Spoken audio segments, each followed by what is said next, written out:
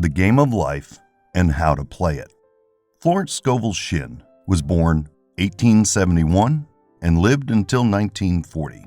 Florence Shinn was a woman ahead of her time. To many, she is considered to be among the likes of James Allen, the author of As a Man Thinketh, Wallace D. Wattles, the author of The Science of Getting Rich, and Napoleon Hill, who wrote the classic Think and Grow Rich. Ms. Shinn was an artist, an author, and a metaphysics teacher in New York in the early part of the 20th century. Her books are remarkable and revolutionary in her times. They are profound, full of wisdom, and have inspired thousands of people for several decades. She was an outstanding proponent of the power of thought.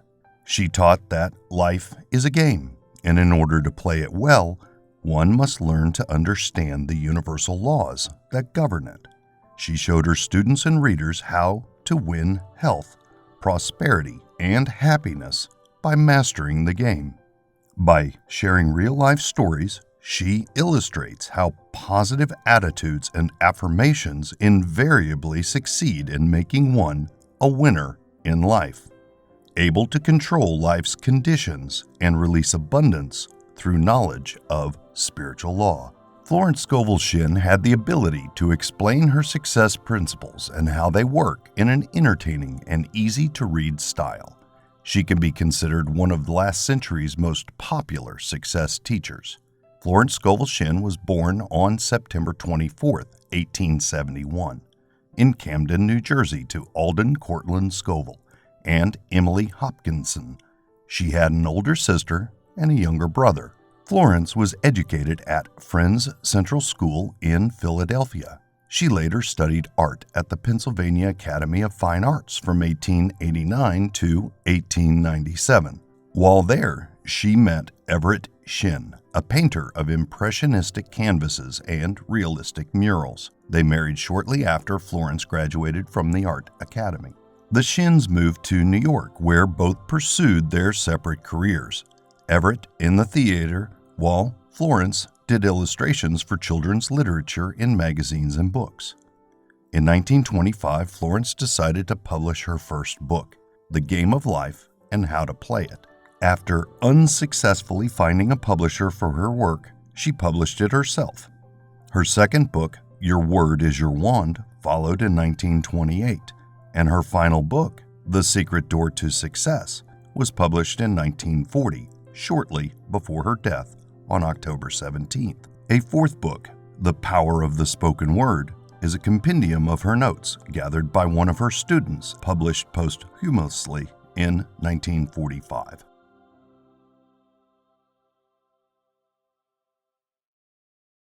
Chapter 1. The Game. Most people consider life a battle, but it's not a battle. It is a game. It is a game, however, which cannot be played successfully without the knowledge of spiritual law. And the Old and New Testaments give the rules of the game with wonderful clearness. Jesus Christ taught that it was a great game of giving and receiving. Whatsoever a man soweth, that shall he also reap.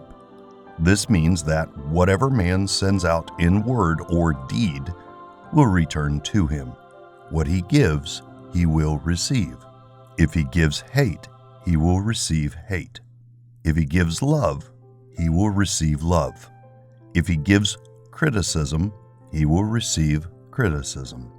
If he lies, he will be lied to. If he cheats, he will be cheated. We are taught also that the imaging faculty plays a leading part in the game of life.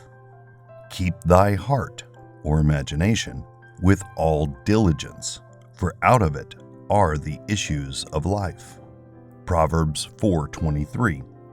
This means that what man images sooner or later externalizes in his affairs. I know of a man who feared a certain disease. It was a very rare disease and difficult to get, but he pictured it continually and read about it until it manifested in his body, and he died, the victim of distorted imagination. So we see, to play successfully the game of life, we must train the imaging faculty. A person with an imaging faculty trained to image only good brings into his life every righteous desire of his heart: health, wealth, love, friends, perfect self-expression, and his highest ideals.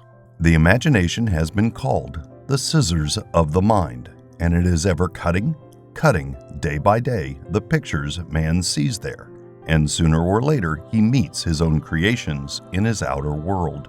To train the imagination successfully, man must understand the workings of his mind. The Greeks said, "Know thyself." There are three departments of the mind: the subconscious, conscious, and superconscious. The subconscious is simply power without direction. It is like steam or electricity, and it does what it is directed to do. It has no power of induction.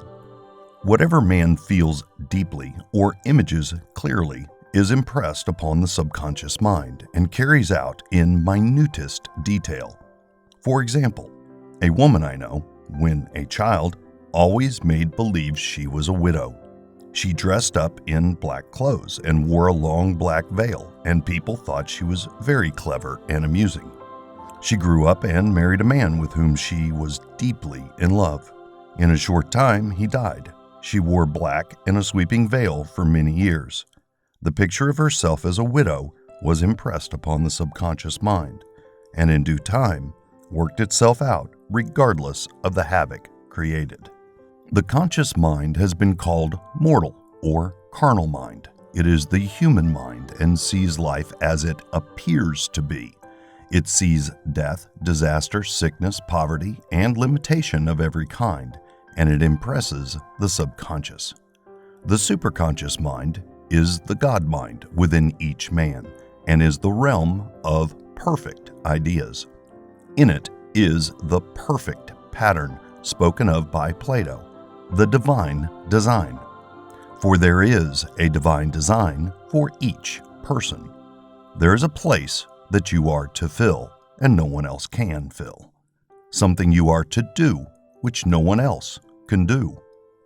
There is a perfect picture of this in the superconscious mind. It usually flashes across the conscious as an unattainable ideal, something too good to be true. In reality, it is man's true destiny or destination flashed to him from the infinite intelligence which is within himself. Many people, however, are in ignorance of their true destinies and are striving for things and situations which do not belong to them and would only bring failure and dissatisfaction if attained. For example, a woman came to me and asked me to speak the word that she would marry a certain man with whom she was very much in love. She called him A.B. I replied that this would be a violation of spiritual law, but that I would speak the word for the right man, the divine selection, the man who belonged to her by divine right. I added, if A.B. is the right man, you can't lose him, and if he isn't, you will receive his equivalent. She saw A.B. frequently, but no headway was made in their friendship. One evening she called and said, "Do you know, for the last week A.B. hasn't seemed so wonderful to me?" I replied, "Maybe he is not the divine selection.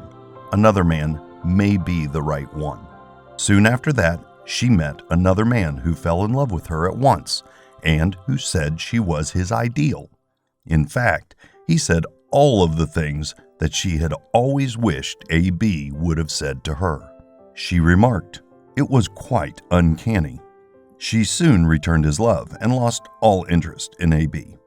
This shows the law of substitution. A right idea was substituted for a wrong one. Therefore, there was no loss or sacrifice involved. Jesus Christ said, "Seek ye first the kingdom of God and his righteousness, and all these things shall be added unto you." And he said the kingdom was within man. The kingdom is the realm of right ideas, or the divine pattern. Jesus Christ taught that man's words played a leading part in the game of life. By your words ye are justified. By your words ye are condemned. Many people have brought disaster into their lives through idle words. For example, a woman once asked me why her life was now one of poverty and limitation. Formerly, she had a home, was surrounded by beautiful things, and had often tired of the management of her home, and had said repeatedly, "I am sick and tired of things. I wish I lived in a trunk." And, she added, "Today I am living in that trunk." She had spoke herself into a trunk. The subconscious mind has no sense of humor, and people often joke themselves into unhappy experiences. For example, a woman who had a great deal of money joked continually about getting ready for the poorhouse. In a few years, she was almost destitute, having impressed the subconscious mind with a picture of lack and limitation. Fortunately, the law works both ways, and a situation of lack may be changed to one of plenty. For example, a woman came to me one hot summer's day for a treatment for prosperity. She was worn out, dejected, and discouraged. She said she possessed just $8 in the world. I said, "Good. We'll bless the $8 and multiply them as Jesus Christ multiplied the loaves and fishes. For he taught that every man had the power to bless and to multiply, to heal and to prosper." She said, "What shall I do next?" I replied, "Follow intuition. Have you a hunch to do anything or to go anywhere?" Intuition means intuition, or to be taught from within. It is man's unerring guide, and I will deal more fully with its laws in a following chapter. The woman replied, "I don't know. I seem to have a hunch to go home. I've just enough money for car fare." Her home was in a distant city and was one of lack and limitation, and the reasoning mind, or intellect, would have said, "Stay in New York and get work and make some money." I replied, "Then go home. Never violate a hunch." I spoke the following words for her: "Infinite Spirit, open the way for great abundance for this person." She is an irresistible magnet for all that belongs to her by divine right. I told her to repeat it continually also. She left for home immediately. In calling on a woman one day, she linked up with an old friend of her family. Through this friend, she received thousands of dollars in a most miraculous way. She has said to me often, "Tell people about the woman who came to you with $8 and a hunch." There is always plenty on man's pathway, but it can only be brought into manifestation through desire, faith, or the spoken word. Jesus Christ brought out clearly that man must make the first move. "Ask, and it shall be given you. Seek, and ye shall find. Knock, and it shall be opened unto you." Matthew 7:7. In the Scriptures we read, "Concerning the works of my hands, command ye me." Infinite intelligence, God, is ever ready to carry out man's smallest or greatest demands. Every desire uttered or unexpressed is a demand. We are often startled by having a wish suddenly fulfilled. For example, one Easter, having seen many beautiful rose trees in the florist's windows, I wished I would receive one, and for an instant saw it mentally being carried in the door. Easter came, and with it a beautiful rose tree. I thanked my friend the following day and told her it was just what I had wanted. She replied, "I didn't send you a rose tree. I sent you lilies." The man had mixed up the order and sent me a rose tree simply because I had started the law in action and I had to have a rose tree. Nothing stands between man and his highest ideals and every desire of his heart but doubt and fear. When man can wish without worrying, every desire will be instantly fulfilled. I will explain more fully in a following chapter the scientific reason for this, and fear must be erased from the consciousness. It is man's only enemy. Fear of lack, fear of failure, fear of sickness, fear of loss, and a feeling of insecurity on some plane. Jesus Christ said, "Why are ye so fearful, O ye of little faith?" Matthew 8:26. So we can see we must substitute faith for fear is only inverted faith. It is faith in evil instead of good. The object of the game of life is to see clearly one's good and to obliterate all mental pictures of evil. This must be done by impressing the subconscious mind with a realization of good. A very brilliant man who has attained great success told me he had suddenly erased all fear from his consciousness by reading a sign which hung in a room. He saw printed in large letters this statement, "Why worry? It will probably never happen." These words were stamped indelibly on his subconscious mind, and he has now a firm conviction that only good can come into his life. Therefore, only good can manifest. In the following chapter, I will deal with the different methods of impressing the subconscious mind. It is man's faithful servant, but one must be careful to give it the right orders. Man has ever a silent listener at his side, his subconscious mind. Every thought, every word is impressed upon it and carried out in amazing detail. It is like a singer making a record on the sensitive disc of the phonographic plate. Every note and tone of the singer's voice is registered. If he coughs or hesitates, it is registered also.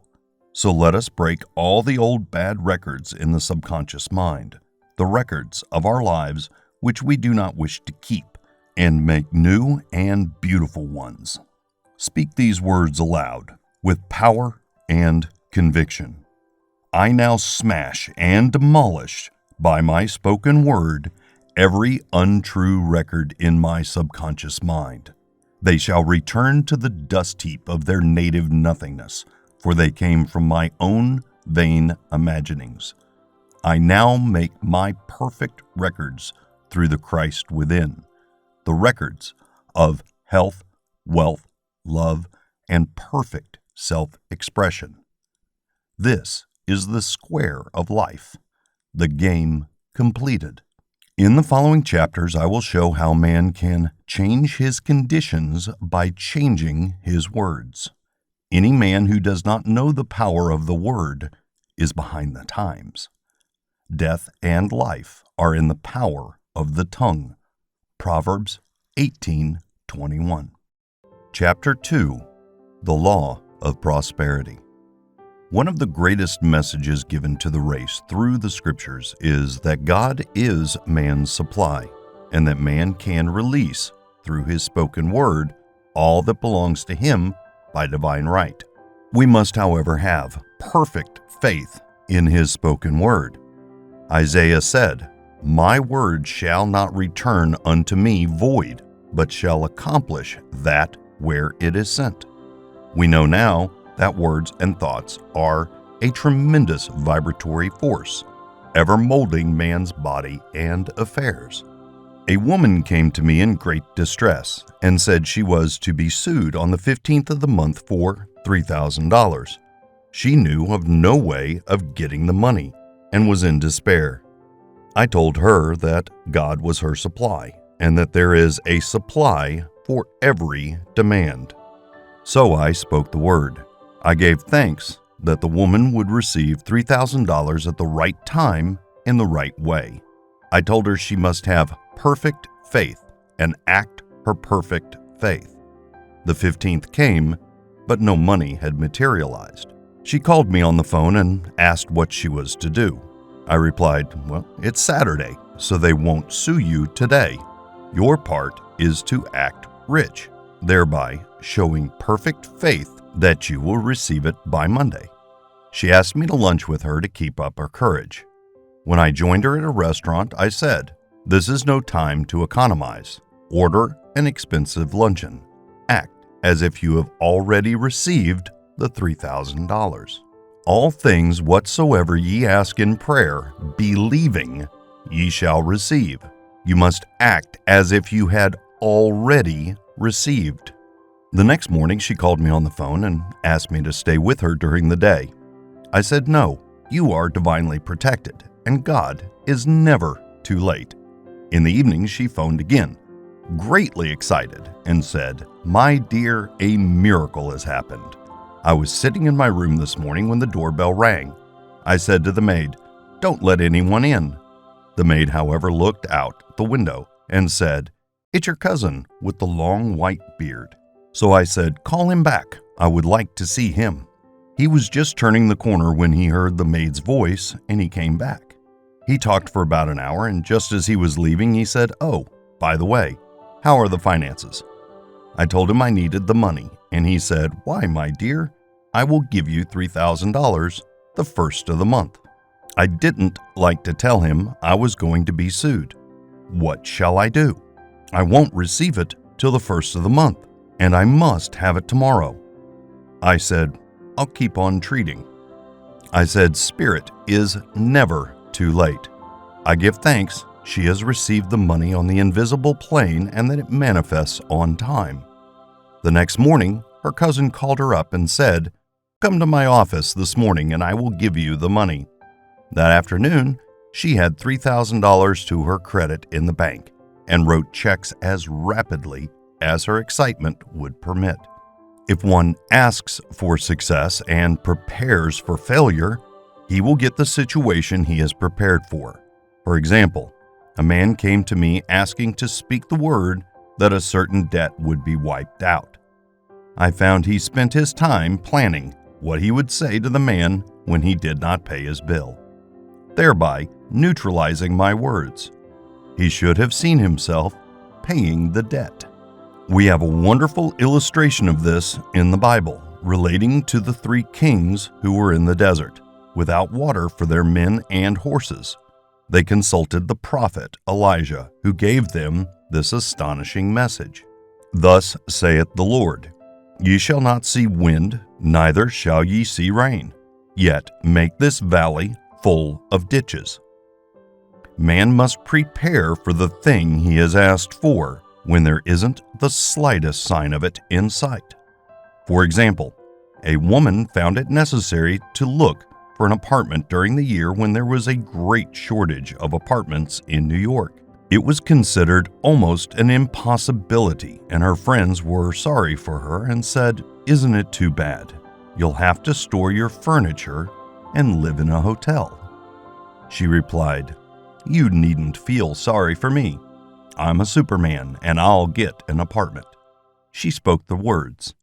Infinite Spirit opened the way for the right apartment. She knew there was a supply for every demand, and that she was unconditioned working on the spiritual plane, and that one with God is a majority. She had contemplated buying new blankets when the tempter, the adverse thought or reasoning mind, suggested, "Don't buy the blankets. Perhaps, after all, you won't get an apartment and you'll have no use for them." She promptly replied to herself, "I'll dig my ditches by buying the blankets." So she prepared for the apartment, acted as though she already had it. She found one in a miraculous way, and it was given to her although there were over 200 other applicants. The blankets showed active faith. It is needless to say that the ditches dug by the 3 kings in the desert were filled to overflowing. Read 2 Kings. Getting into the spiritual swing of things is no easy matter for the average person. The adverse thoughts of doubt and fear surge from the subconscious. They are the army of aliens which must be put to flight. This explains why it is so often darkest before the dawn. A big demonstration is usually preceded by tormenting thoughts. Having made a statement of high spiritual truth, one challenges the old belief in the subconscious, and error is exposed to be put out. This is the time when one must make his affirmations of truth repeatedly, and rejoice and give thanks that he has already received. "Before ye call, I shall answer." This means that every good and perfect gift is already man's, awaiting his recognition. Man can only receive what he sees himself receiving. The children of Israel were told that they could have all the land they could see. This is true of every man. He has only the land within his own mental vision. Every great work, every big accomplishment has been brought into manifestation through holding to the vision. And often, just before the big achievement, comes apparent failure and discouragement. The children of Israel, when they reached the promised land, were afraid to go in, for they said it was filled with giants who made them feel like grasshoppers. And there we saw the giants, and we were, in our own sight, as grasshoppers. This is almost every man's experience. However, the one who knows spiritual law is undisturbed by appearance and rejoices while he is yet in captivity. That is, he holds to his vision and gives thanks that the end is accomplished. He has received. Jesus Christ gave a wonderful example of this. He said to his disciples, "Say not ye, there are yet 4 months, and then cometh the harvest? Behold, I say unto you, lift up your eyes and look on the fields, for they are ripe already to harvest." His clear vision pierced the world of matter, and he saw clearly the fourth-dimensional world, things as they really are, perfect and complete in divine mind. Perfect and complete in divine mind. So man must ever hold the vision of his journey's end and demand the manifestation of that which he has already received. It may be his perfect health, love, supply, self-expression, home, or friends. They are all finished and perfect ideas registered in divine mind, man's own superconscious mind, and must come through him, not to him.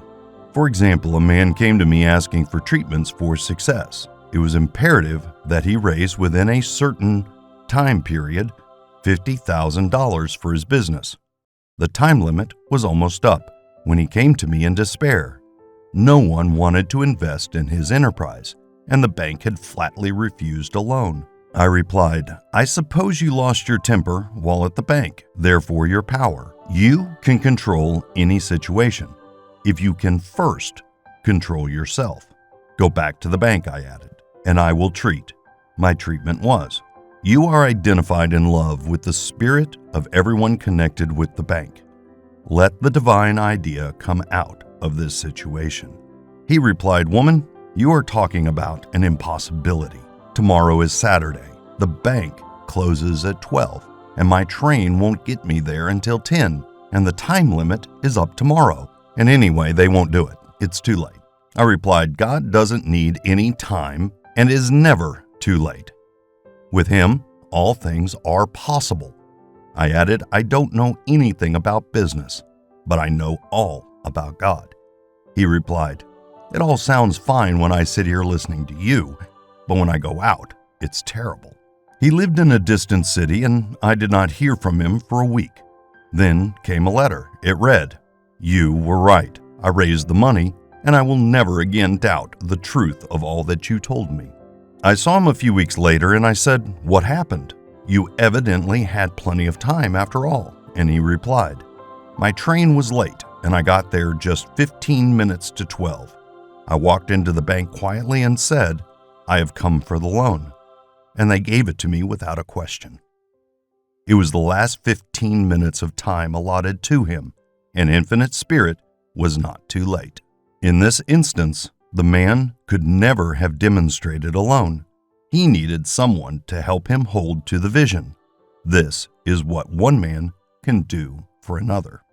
Jesus Christ knew the truth of this when he said, "If 2 of you shall agree on earth as touching anything that they shall ask, it shall be done for them of my Father which is in heaven." One gets too close to his own affairs and becomes doubtful and fearful. The friend or healer sees clearly the success, health, or prosperity and never wavers, because he is not close to the situation. It is much easier to demonstrate for someone else than for oneself.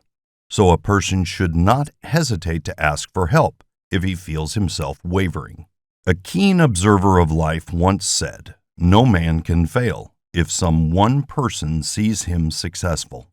Such is the power of the vision, and many a great man owed his success to a wife or sister or a friend who believed in him and held, without wavering, to the perfect pattern.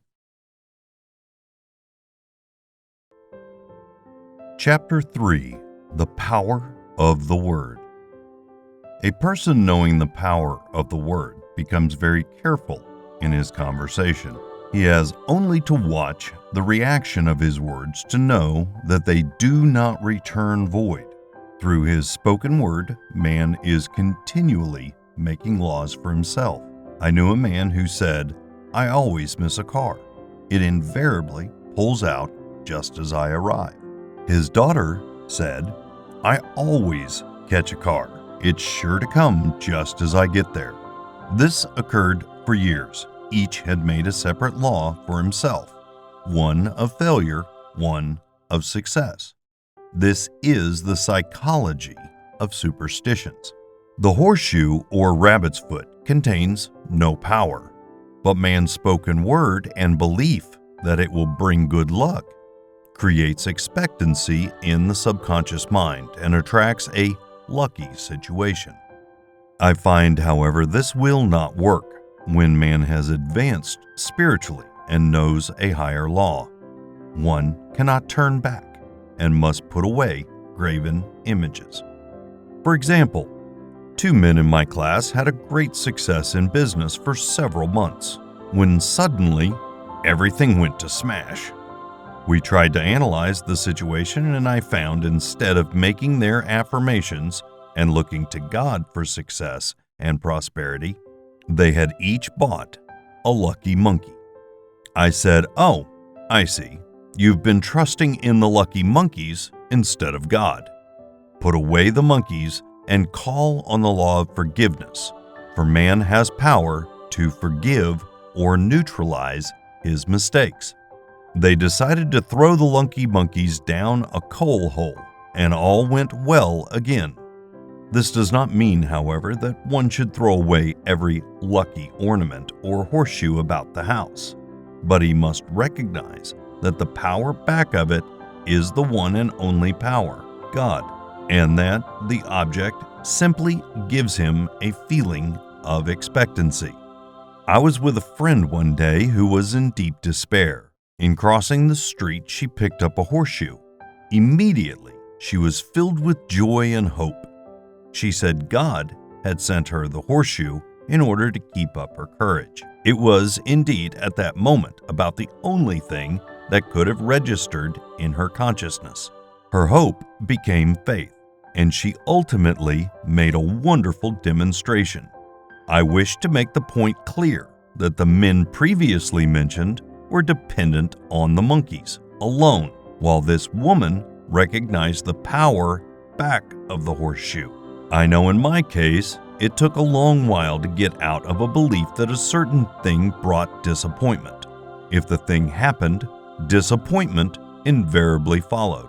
I found the only way I could make a change in the subconscious was by asserting, there are not two powers. There is only one power, God.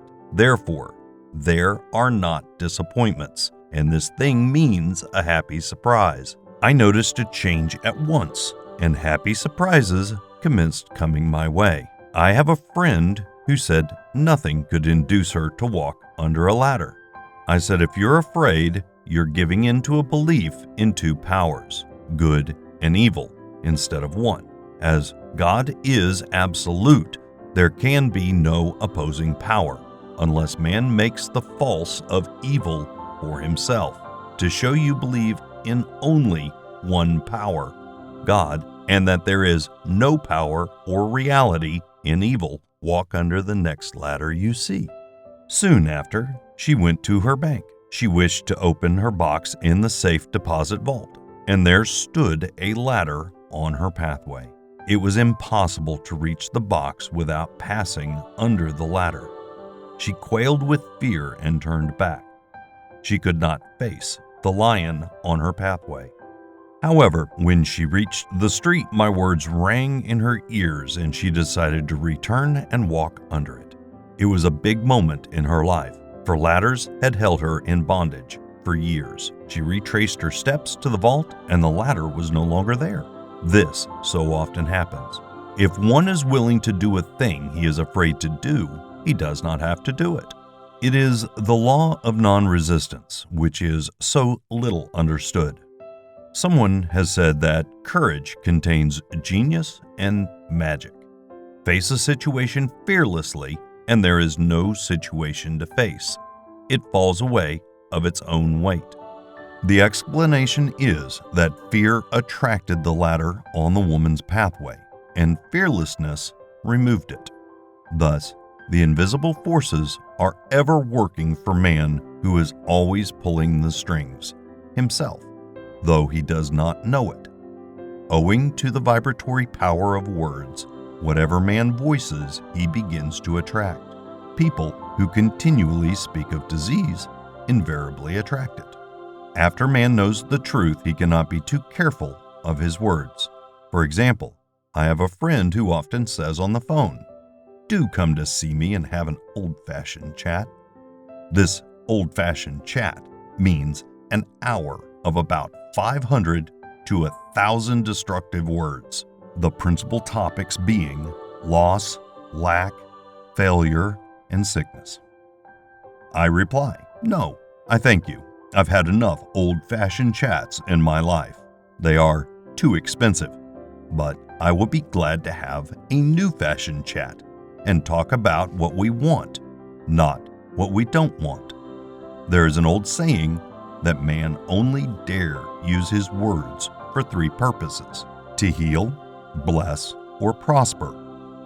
What man says of others will be said of him, and what he wishes for another, he is wishing for himself.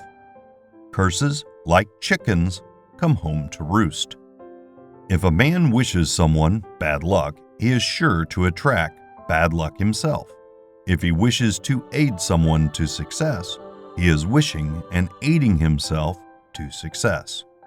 The body may be renewed and transformed through the spoken word and clear vision, and disease be completely wiped out of the consciousness. The metaphysician knows that all disease has a mental correspondence, and in order to heal the body, one must first heal the soul. The soul is the subconscious mind, and it must be saved from wrong thinking. In the 23rd Psalm, we read, "He restoreth my soul." This means that the subconscious mind or soul must be restored with the right ideas, and the mystical marriage is the marriage of the soul and the spirit, or the subconscious and superconscious mind. They must be one. When the subconscious is flooded with the perfect ideas of the superconscious, God and man are one. I and the Father are one. That is, he is one with the realm of perfect ideas. He is the man made in God's likeness and image, imagination, and is given power and dominion over all created things, his mind, body, and affairs. It is safe to say that all sickness and unhappiness come from the violation of the law of love. A new commandment I give unto you: love one another. And in the game of life, love or goodwill takes every trick. For example, a woman I know had for years an appearance of a terrible skin disease. The doctors told her it was incurable and she was in despair. She was on the stage and she feared she would soon have to give up her profession, and she had no other means of support. She, however, procured a good engagement and on the opening night made a great hit. She received flattering notices from the critics and was joyful and elated. The next day she received a notice of dismissal. A man in the cast had been jealous of her success and had caused her to be sent away. She felt hatred and resentment taking complete possession of her, and she cried out, "Oh God, don't let me hate that man." That night, she worked for hours in the silence. She said, "I soon came into a very deep silence. I seemed to be at peace with myself, with the man, and with the whole world. I continued this for 2 following nights, and on the 3rd day I found I was healed completely of the skin disease. In asking for love or goodwill, she had fulfilled the law, for love is the fulfilling of the law, and the disease, which came from subconscious resentment, it was wiped out as well. Continual criticism produces rheumatism, as critical, inharmonious thoughts cause unnatural deposits in the blood, which settles in the joints. False growths are caused by jealousy, hatred, unforgiveness, fear, etc. Every disease is caused by a mind not at ease. I said once in my class, there is no use asking anyone, "What's the matter with you?" We might just as well say, "Who's the matter with you?" Unforgiveness is the most prolific cause of disease. It will harden arteries or liver and affect the eyesight. In its train are endless ills. I called on a woman one day who said she was ill from having eaten a poisoned oyster. I replied, "Oh no, the oyster was harmless. You poisoned the oyster. What's the matter with you?" She answered, "Oh, about 19 people." She had quarreled with 19 people and had become so inharmonious that she attracted the wrong oyster. Any inharmony on the external indicates there is mental inharmony. As the within, so the without. Man's only enemies are within himself, and a man's foe shall be they of his own household. Personality is one of the last enemies to be overcome, as this planet is taking its initiation in love. It was Christ's message, peace on earth, goodwill towards man. The enlightened man therefore endeavors to perfect himself upon his neighbor. His work is within himself, to send out goodwill and blessings to every man. And the marvelous thing is that if one blesses a man, he has no power to harm him. For example, a man came to me asking to treat for success in business.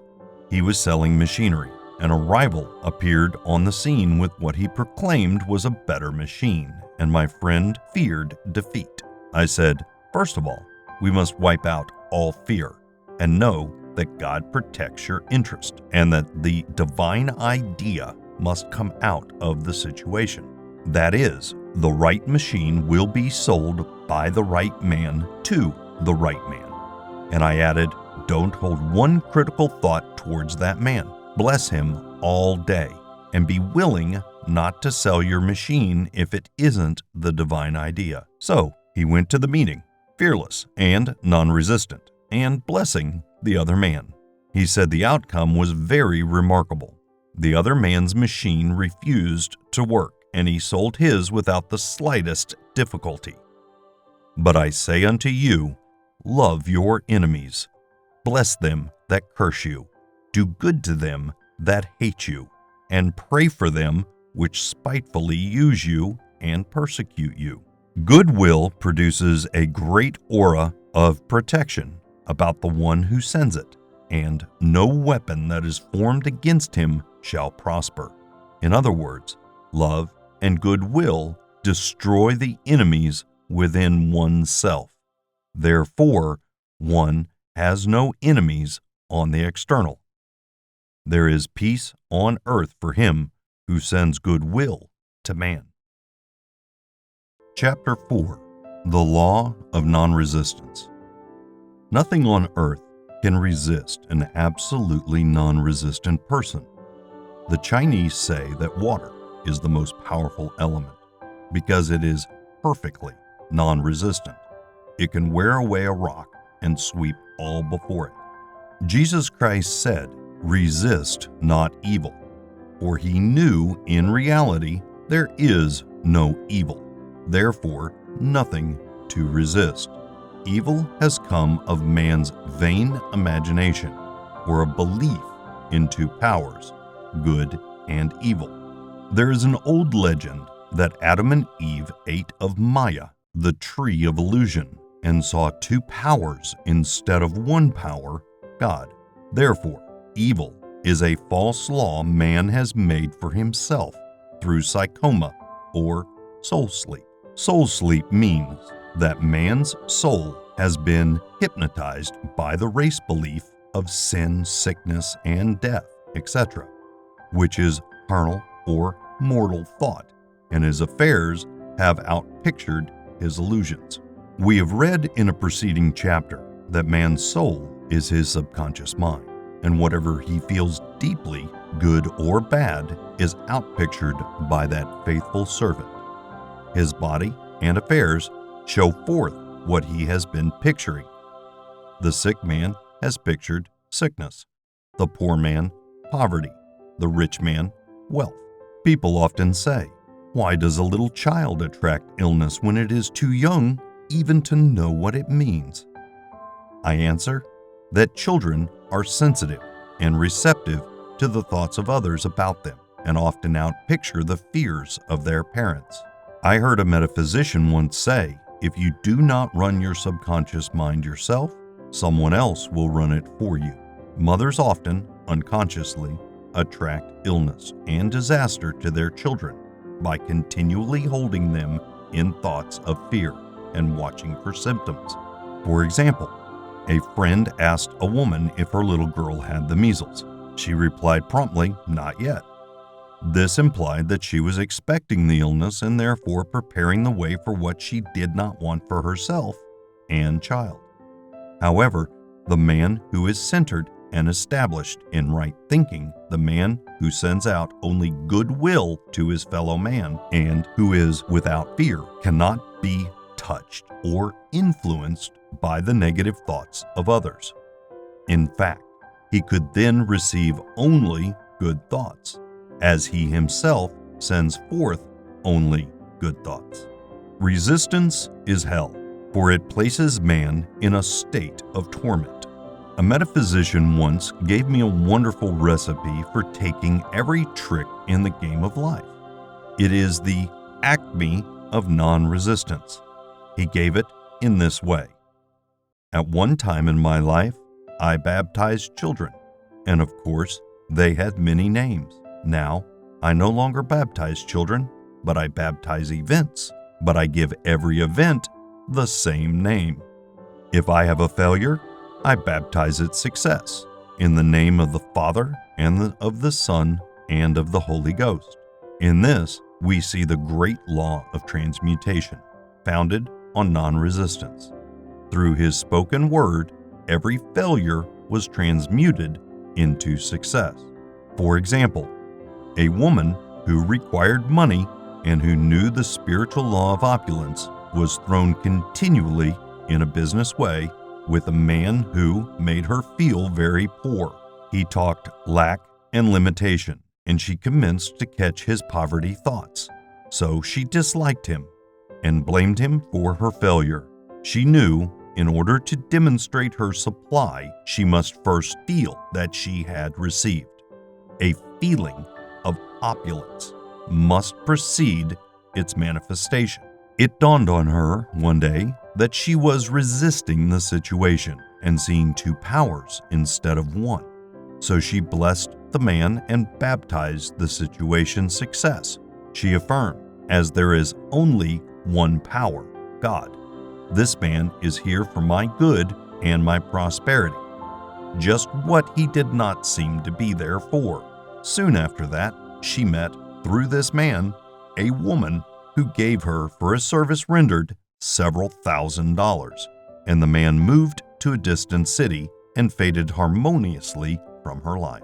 Make the statement, every man is a golden link in the chain of my good, for all men are God in manifestation, awaiting the opportunity given by man himself to serve the divine plan of his life. Bless your enemy, and you rob him of his ammunition. His arrows will be transmuted into blessing. This law is true of nations as well as individuals. Bless a nation, send love and goodwill to every inhabitant, and it is robbed of its power to harm. Man can only get the right idea of non-resistance through spiritual understanding. My students have often said, I don't want to be a doormat. I reply, when you use non-resistance with wisdom, no one will ever be able to walk all over you. Another example. One day I was impatiently awaiting an important telephone call. I resisted every call that came in and made no outgoing calls myself, reasoning that it might interfere with the one I was awaiting. Instead of saying divine ideas never conflict, the call will come at the right time, leaving it to the infinite intelligence to arrange, I commenced to manage things myself. I made the battle mine, not God's, and remained tense and anxious. The bell did not ring for about an hour, and I glanced at the phone and found the receiver had been off that length of time, and the phone was disconnected. My anxiety, fear, and belief in interference had brought on a total eclipse of the telephone. Realizing what I had done, I commenced blessing the situation at once. I baptized it success and affirmed I cannot lose any call that belongs to me by divine right. I am under grace and not under law. A friend rushed out to the nearest telephone to notify the company to reconnect. She entered a crowded grocery, but the proprietor left his customers and attended to the call himself. My phone was connected at once, and 2 minutes later, I received a very important call. And about an hour afterwards, the one I had been awaiting. One's ship comes in over a calm sea. So long as man resists a situation, he will have it with him. If he runs away from it, it will run after him. For example, I repeated this to a woman one day, and she replied, "How true that is. I was unhappy at home. I disliked my mother, who was critical and domineering. So I ran away and was married. But I married my mother, for my husband was exactly like my mother, and I had the same situation to face again. Agree with thine adversary quickly." This means agree that the adverse situation is good. Be undisturbed by it, and it falls away of its own weight. "None of these things move me" is a wonderful affirmation. The inharmonious situation comes from some inharmony within man himself. When there is, in him, no emotional response to an inharmonious situation, it fades away forever from his pathway. So we see man's work is ever with himself. People have said to me, "Give treatments to change my husband or my brother." I reply, "No, I will give treatments to change you. When you change, your husband, your brother will change." One of my students was in the habit of lying. I told her it was a failure method, and if she lied, she would be lied to. She replied, "I don't care. I can't possibly get along without lying." One day, she was speaking on the phone to a man with whom she was very much in love. She turned to me and said, "I don't trust him. I know he's lying to me." I replied, "Well, you lie yourself. So someone has to lie to you, and you will be sure it will be just the person you want the truth from." Sometime after that, I saw her, and she said, "I'm cured of lying." I questioned, "Well, what cured you?" She replied, "I have been living with a woman who lied worse than I did. One is often cured of his faults by seeing them in others. Life is a mirror, and we find only ourselves reflected in our associates. Living in the past is a failure method and a violation of spiritual law. Jesus Christ said, 'Behold, now is the accepted time. Now is the day of salvation.' Lot's wife looked back and was turned into a pillar of salt. The robbers of time are the past and the future. Man should bless the past and forget it if it keeps him in bondage, and bless the future knowing it has in store for him endless joys, but live fully in the now. For example, a woman came to me complaining that she had no money with which to buy Christmas gifts. She said, Last year was so different. I had plenty of money and gave lovely presents. And this year, I have scarcely a cent." I replied, "You'll never demonstrate money while you are pathetic and live in the past. Live fully in the now and get ready to give Christmas presents. Dig your ditches and the money will come." She exclaimed, "I know what to do. I will buy some tinsel twine, Christmas seals, and wrapping paper." I replied, "Do that, and the presents will come and stick themselves to the Christmas seals." This too was showing financial fearlessness and faith in God. As the reasoning mind said, "Keep every cent you have, as you are not sure you will get any more." She bought the seals, paper, and twine, and a few days before Christmas received a gift of several $100s. Buying the seals and twine had impressed the subconscious with expectancy and opened the way for the manifestation of money. She purchased all the presents in plenty of time. Man must live suspended in the moment. Look well, therefore, to this day. Such is the salutation of the dawn. He must be spiritually alert, ever awaiting his leads, taking advantage of every opportunity. One day I said continually and silently, "Infinite Spirit, don't let me miss a trick." And something very important was told to me that evening. It is most necessary to begin the day with right words. Make an affirmation immediately upon waking. For example, "Thy will be done this day. Today is a day of completion. I give thanks for this perfect day. Miracle shall follow miracle, and wonders shall never cease." Make this a habit, and one will see wonders and miracles come into his life. One morning I picked up a book and read, "Look with wonder at that which is before you." It seemed to be my message for the day, so I repeated again and again, "Look with wonder at that which is before you."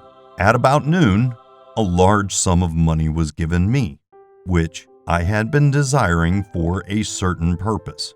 In a following chapter, I will give affirmations that I have found most effective. However, one should never use an affirmation unless it is absolutely satisfying and convincing to his own consciousness. And often, an affirmation is changed to suit different people. For example, the following has brought success to many. "I have a wonderful work in a wonderful way. I give wonderful service for wonderful pay." I gave the first two lines to one of my students, and she added the last two. It made a most powerful statement, as there should always be perfect pay for perfect service, and a rhyme sinks easily into the subconscious. She went about singing it aloud, and soon did receive wonderful work in a wonderful way, and gave wonderful service for wonderful pay. Another student, a businessman, took it and changed the word work to business. He repeated, "I have a wonderful business in a wonderful way, and I give wonderful service for wonderful pay." That afternoon, he made a $41,000 deal, though there had been no activity in his affairs for months. Every affirmation must be carefully worded and completely cover the ground. For example, I knew a woman who was in great need and made a demand for work. She received a great deal of work, but was never paid anything. She now knows to add wonderful service for wonderful pay. It is man's divine right to have plenty, more than enough. His barns should be full, and his cup should flow over. This is God's idea for man, and when man breaks down the barriers of lack in his own consciousness, the golden age will be his, and every righteous desire of his heart fulfilled. Chapter 5. The Law of Karma and the Law of Forgiveness. man receives only that which he gives. The game of life is a game of boomerangs. Man's thoughts, deeds, and words return to him sooner or later with astounding accuracy. This is the law of karma, which is Sanskrit for come back. Whatsoever a man soweth, that shall he also reap. For example, a friend told me this story of herself illustrating the law. She said, "I make all my karma on my aunt. Whatever I say to her, someone says to me. I am often irritable at home, and one day said to my aunt, who was talking to me during dinner, 'No more talk. I wish to eat in peace.' The following day, I was lunching with a woman with whom I wished to make a great impression. I was talking animately when she said, 'No more talk. I wish to eat in peace.' My friend is high in consciousness, so her karma returns much more quickly than to one on the mental plane. The more man knows, the more he is responsible for, and a person with the knowledge of spiritual law which he does not practice suffers greatly in consequence. The fear of the Lord, or law, is the beginning of wisdom. If we read the word Lord as law, it will make many passages in the Bible much clearer. Vengeance is mine, I will repay, saith the Lord, or law. It is the law which takes vengeance, not God. God sees man perfect, created in his own image, or imagination, and given power and dominion. This is the perfect idea of man, registered in divine mind, awaiting man's recognition. For man can only be what he sees himself to be, and only attain what he sees himself attaining. Nothing ever happens without an onlooker, is an ancient saying. Man sees first his failure or success, his joy or sorrow, before it swings into visibility from the scenes set in his own imagination. We have observed this is the mother picturing disease for her child, or a woman seeing success for her husband. Jesus Christ said, "And ye shall know the truth, and the truth shall make you free." So, we see freedom from all unhappy conditions comes through knowledge, a knowledge of spiritual law. Obedience precedes authority, and the law obeys man when he obeys the law. The law of electricity must be obeyed before it becomes man's servant. When handled ignorantly, it becomes man's deadly foe. So it is with the laws of mind. For example, a woman with a strong personal will wished she owned a house which belonged to an acquaintance, and she often made mental pictures of herself living in the house. In the course of time, the man died, and she moved into the house. Several years afterwards, coming into the knowledge of spiritual law, she said to me, "Do you think I had anything to do with that man's death?"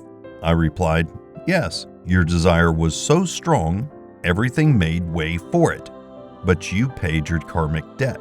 Your husband, whom you loved devotedly, died soon after, and the house was a white elephant on your hands for years." The original owner, however, could not have been affected by her thoughts had he been positive in the truth, nor her husband, but they were both under karmic law. The woman should have said, feeling the great desire for the house, "Infinite intelligence, give me the right house, equally as charming as this, the house which is mine by divine right." The divine selection would have given perfect satisfaction and brought goodwill to all. The divine pattern is the only safe pattern to work by. Desire is a tremendous force and must be directed in the right channels or chaos ensues. In demonstrating the most important step is the first step to ask aright. Man should always demand only that which is his by divine right. To go back to the illustration, had the woman taken this attitude, if this house I desire is mine, I cannot lose it. If it is not, give me its equivalent, the man might have decided to move out harmoniously had it been the divine selection for her, or another house would have been substituted. Anything forced into manifestation through personal will is always ill-got and has ever bad success. Man is admonished, "My will be done, not thine." And the curious thing is, man always gets just what he desires when he does relinquish personal will, thereby enabling infinite intelligence to work through him. Stand ye still and see the salvation of the Lord, or law. For example, a woman came to me in great distress. Her daughter had determined to take a very hazardous trip, and the mother was filled with fear. She said she had used every argument, had pointed out the dangers to be encountered, and forbidden her to go. But the daughter became more and more rebellious and determined. I said to the mother, "You are forcing your personal will upon your daughter, which you have no right to do, and your fear of the trip is only attracting it, for man attracts what he fears." I added, "Let go and take your mental hands off. Put it in God's hands and use this statement. I put this situation in the hands of infinite love and wisdom. If this trip is the divine plan, I bless it and no longer resist. But if it is not divinely planned, I give thanks that it is now dissolved and dissipated." A day or two after that, her daughter said to her, "Mother, I have given up the trip," and the situation returned to its native nothingness. It is learning to stand still which seems so difficult for man. I have dealt more fully with this law in the chapter of non-resistance. I will give another example of sowing and reaping, which came in the most curious way. A woman came to me saying she had received a counterfeit $20 bill given to her at the bank. She was much disturbed, for she said, "The people at the bank will never acknowledge their mistake." I replied, "Let us analyze the situation and find out why you attracted it." She thought a few moments and exclaimed, "I know it. I sent a friend a lot of stage money, just for a joke. So the law had sent her some stage money, for it doesn't know anything about jokes." I said, "Now we will call on the law of forgiveness and neutralize the situation. Christianity is founded upon the law of forgiveness. Christ has redeemed us from the curse of the karmic law, and the Christ within each man is his Redeemer and salvation from all inharmonious conditions." So I said, "Infinite Spirit, we call on the law of forgiveness and give thanks that she is under grace and not under law, and cannot lose this $20, which is hers by divine right. Now," I said, "go back to the bank and tell them fearlessly that it was given to you there by mistake." She obeyed, and to her surprise, they apologized and gave her another bill, treating her most courteously. So, knowledge of the law gives man power to rub out his mistakes. Man cannot force the external to be what he is not. If he desires riches, he must be rich first in consciousness. For example, a woman came to me asking treatment for prosperity. She did not take much interest in her household affairs, and her home was in great disorder. I said to her, "If you wish to be rich, you must be orderly. All men with great wealth are orderly, and order is heaven's first law." I added, "You will never become rich with a burnt match in the pincushion." She had a good sense of humor and commenced immediately, putting her house in order. She arranged furniture, straightened out bureau drawers, cleaned rugs, and soon made a big financial demonstration, a gift from a relative. The woman herself became made over and keeps herself keyed up financially by being ever watchful of the external and expecting prosperity, knowing God is her supply. Many people are in ignorance of the fact that gifts and things are investments, and that hoarding and saving invariably lead to loss.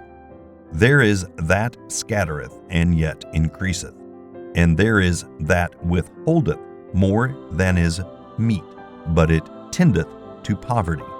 For example, I knew a man who wanted to buy a fur-lined overcoat.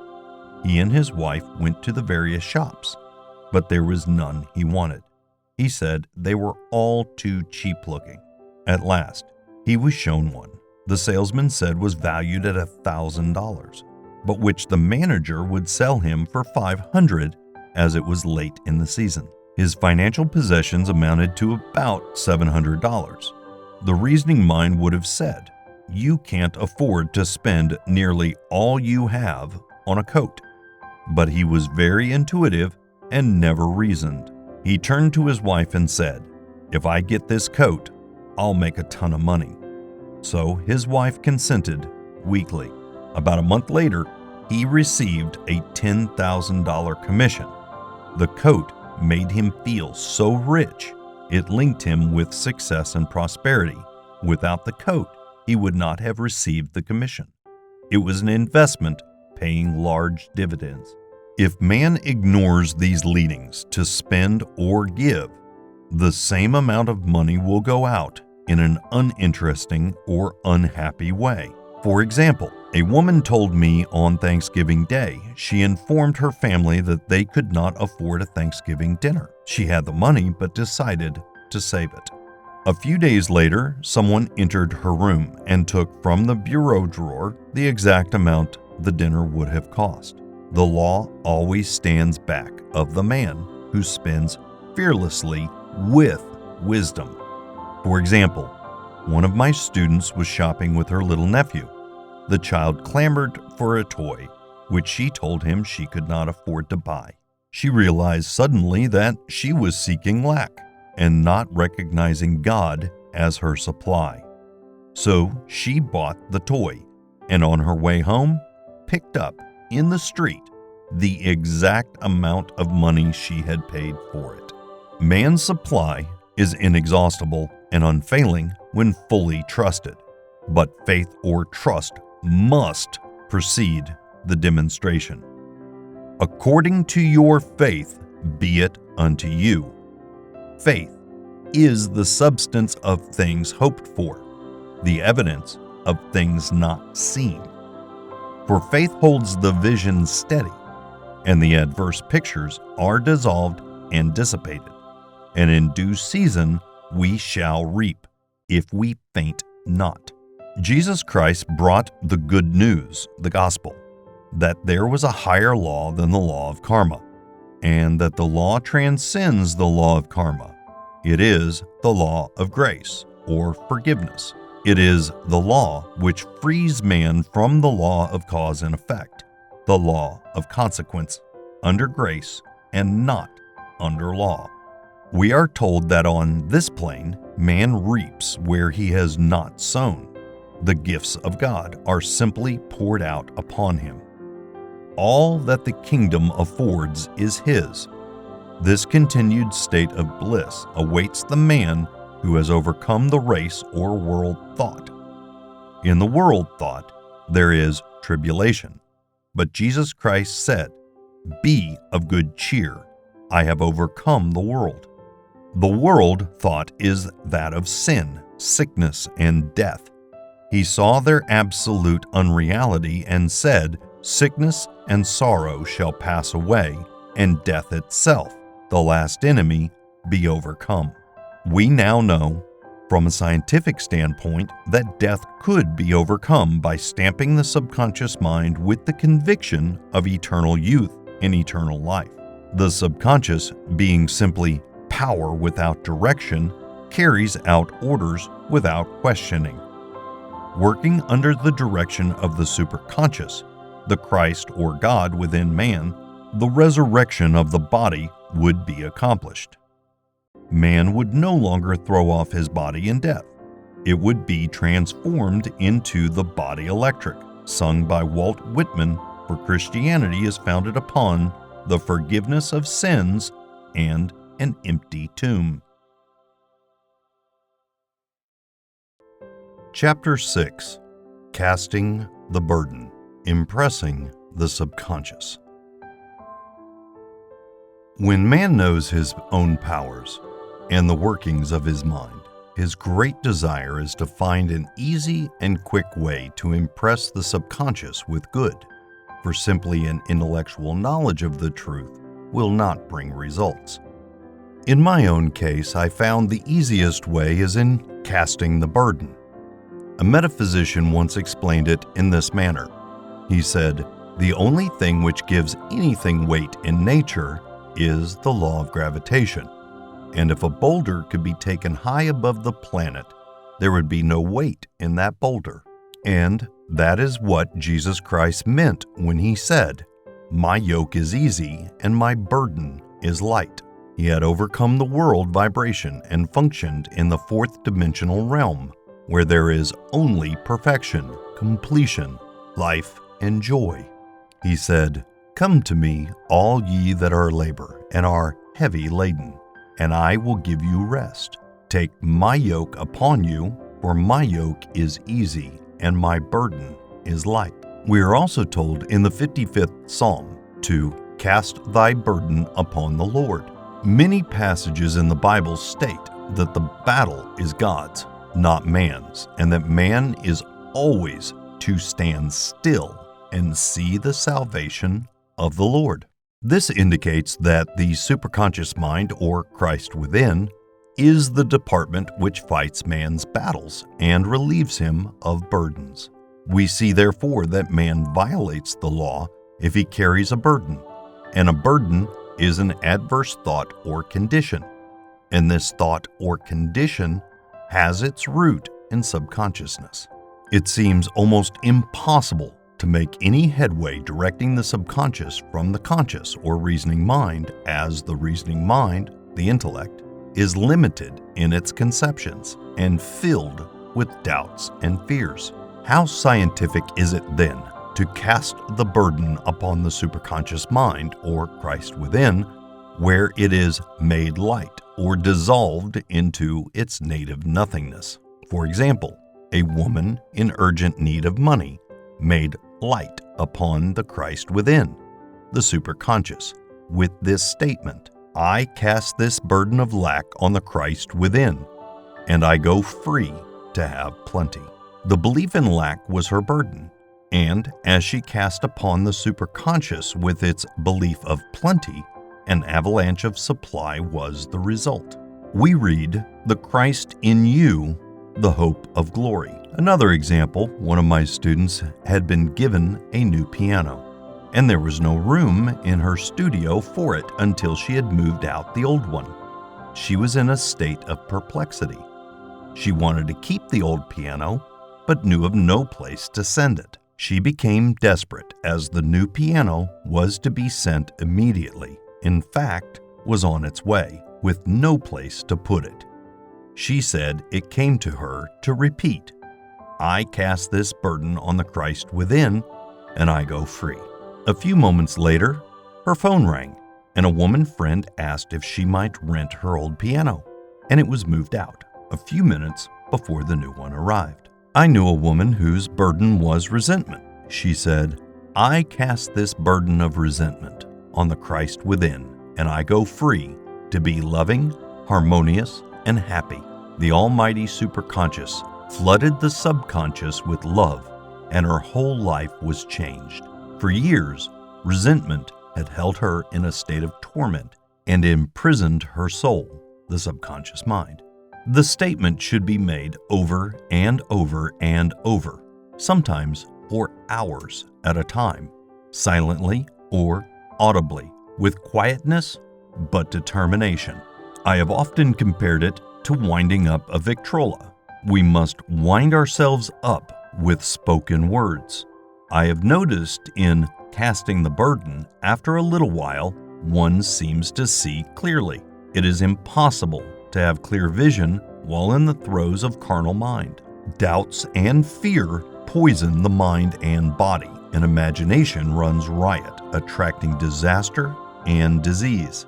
In steadily repeating the affirmation, "I cast this burden on the Christ within and go free," the vision clears, and with it, a feeling of relief. And sooner or later comes the manifestation of good, be it health, happiness, or supply. One of my students once asked me to explain the darkness before the dawn. I referred in a preceding chapter to the fact that often, before the big demonstration, everything seems to go wrong, and deep depression clouds the consciousness. It means that out of the subconscious are rising the doubts and fears of the ages. These old derelicts of the subconscious rise to the surface to be put out.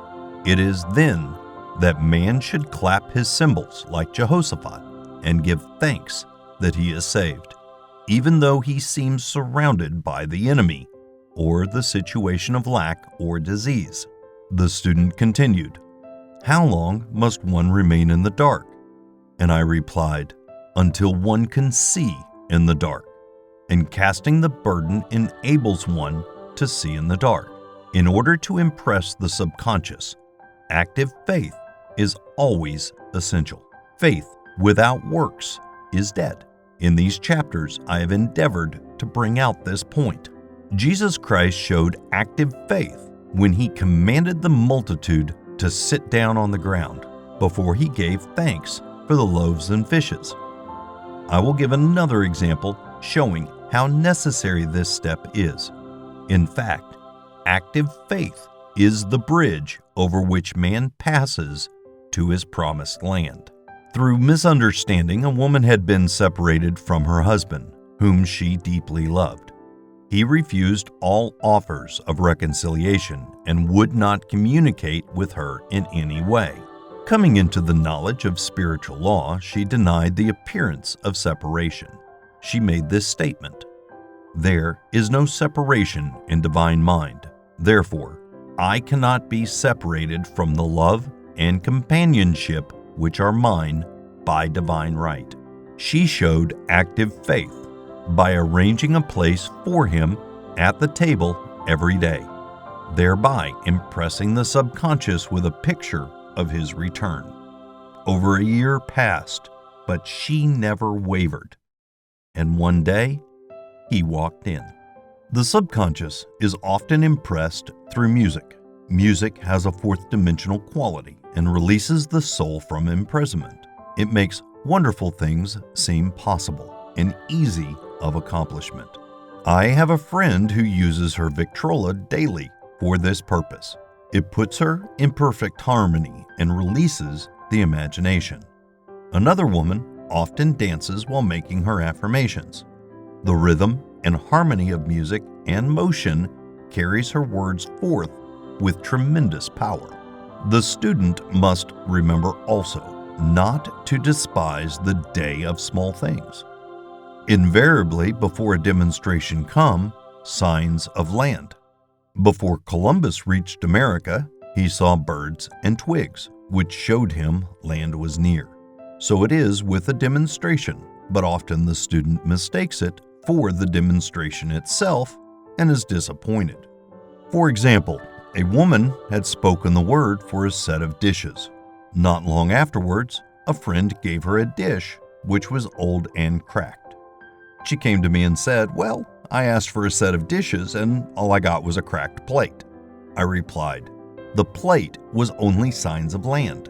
It shows your dishes are coming. Look upon it as birds and seaweed." And not long afterwards, the dishes came. Continually making believe impresses the subconscious. If one makes believe he is rich and makes believe he is successful, in due time he will reap. Children are always making believe. And except ye be converted and become as little children, ye shall not enter the kingdom of heaven. For example, I know of a woman who was very poor, but no one could make her feel poor. She earned a small amount of money from rich friends who constantly reminded her of poverty and to be careful and save. Regardless of their admonitions, she would spend all of her earnings on a hat or make someone a gift and be in a rapturous state of mind. Her thoughts were always centered on beautiful clothes and rings and things, but without envying others. She lived in the world of the wondrous, and only riches seemed real to her. Before long, she married a rich man, and the rings and things became visible. I do not know whether the man was the divine selection, but opulence had to manifest in her life, as she had imaged only opulence. There is no peace or happiness for man until he has erased all fear from the subconscious. Fear is misdirected energy and must be redirected or transmuted into faith. Jesus Christ said, "Why are ye fearful, O ye of little faith? All things are possible to him that believeth." I am asked so often by my students, how can I get rid of fear? I reply, by walking up to the thing you are afraid of. The lion takes its fierceness from your fear. Walk up to the lion and he will disappear. Run away and he will run after you. I have shown in previous chapters how the lion of lack disappeared when the individuals spent money fearlessly, showing faith that God was his supply and therefore unfailing. Many of my students have come out of the bondage of poverty and are now bountifully supplied through losing all fear of letting money go out. The subconscious is impressed with the truth that God is the giver and gift. Therefore, as one is one with the giver, he is one with the gift. A splendid statement is, I now thank God, the giver, for God, the gift. Man has so long separated himself from his good and his supply through thoughts of separation and lack that sometimes it takes dynamite to dislodge these false ideas from the subconscious, and the dynamite is a big situation. We see in the foregoing illustration how the individual was freed from his bondage by showing fearlessness. Man should watch himself hourly to detect if his motive for action is fear or faith. Choose ye this day whom we shall serve, faith or fear. Perhaps one's fear is of personality. Then do not avoid the people feared. Be willing to meet them cheerfully, and they will either prove golden links in the chain of one's good or disappear harmoniously from one's pathway. Perhaps one's fear is of disease or germs. Then one should be fearless and undisturbed in a germ-laden situation, and he would be immune.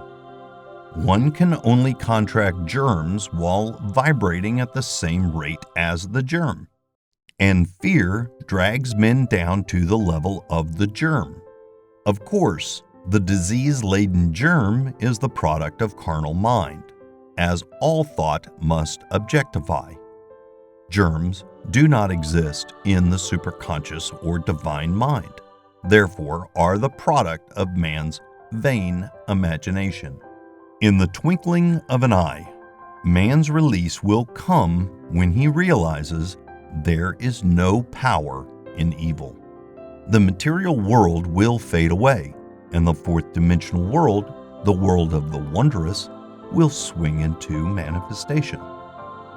And I saw a new heaven and a new earth, and there shall be no more death, neither sorrow nor crying, neither shall there be any more pain, for the former things are passed away.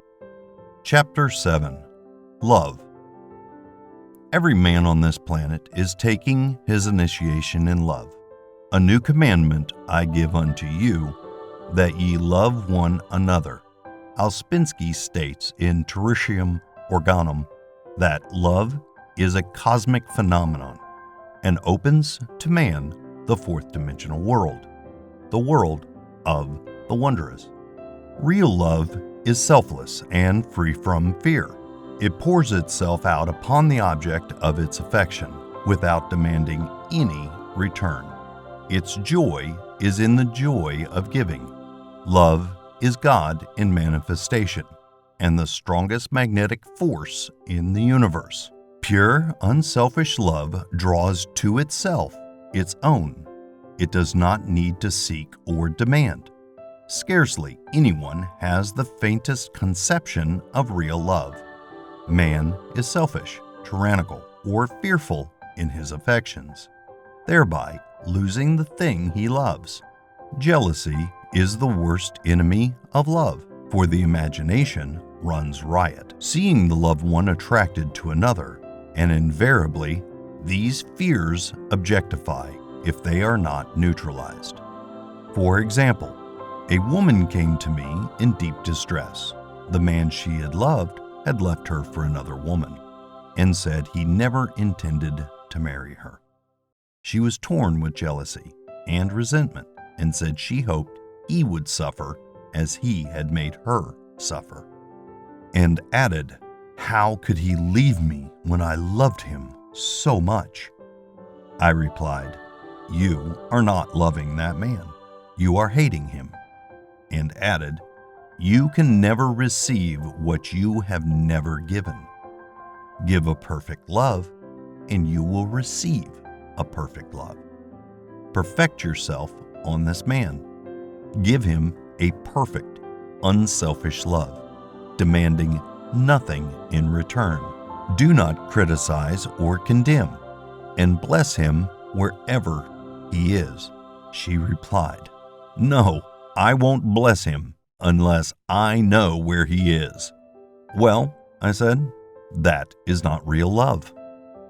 When you send out real love will return to you, either from this man or his equivalent. For if this man is not the divine selection, you will not want him. As you are one with God, you are one with the love which belongs to you by divine right. Several months passed, and matters remained about the same, but she was working conscientiously within herself. I said, "When you are no longer disturbed by his cruelty, he will cease to be cruel, as you are attracting it through your own emotions." Then I told her of a brotherhood in India who never said good morning to each other. They used the words, "I salute the divinity in you."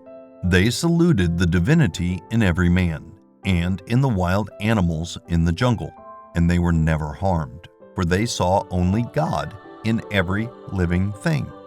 I said, "Salute the divinity in this man, and say, I see your divine self only. I see you as God sees you, perfect, made in His image and likeness." She found she was becoming more poised and gradually losing her resentment. He was a captain, and she always called him the Cap.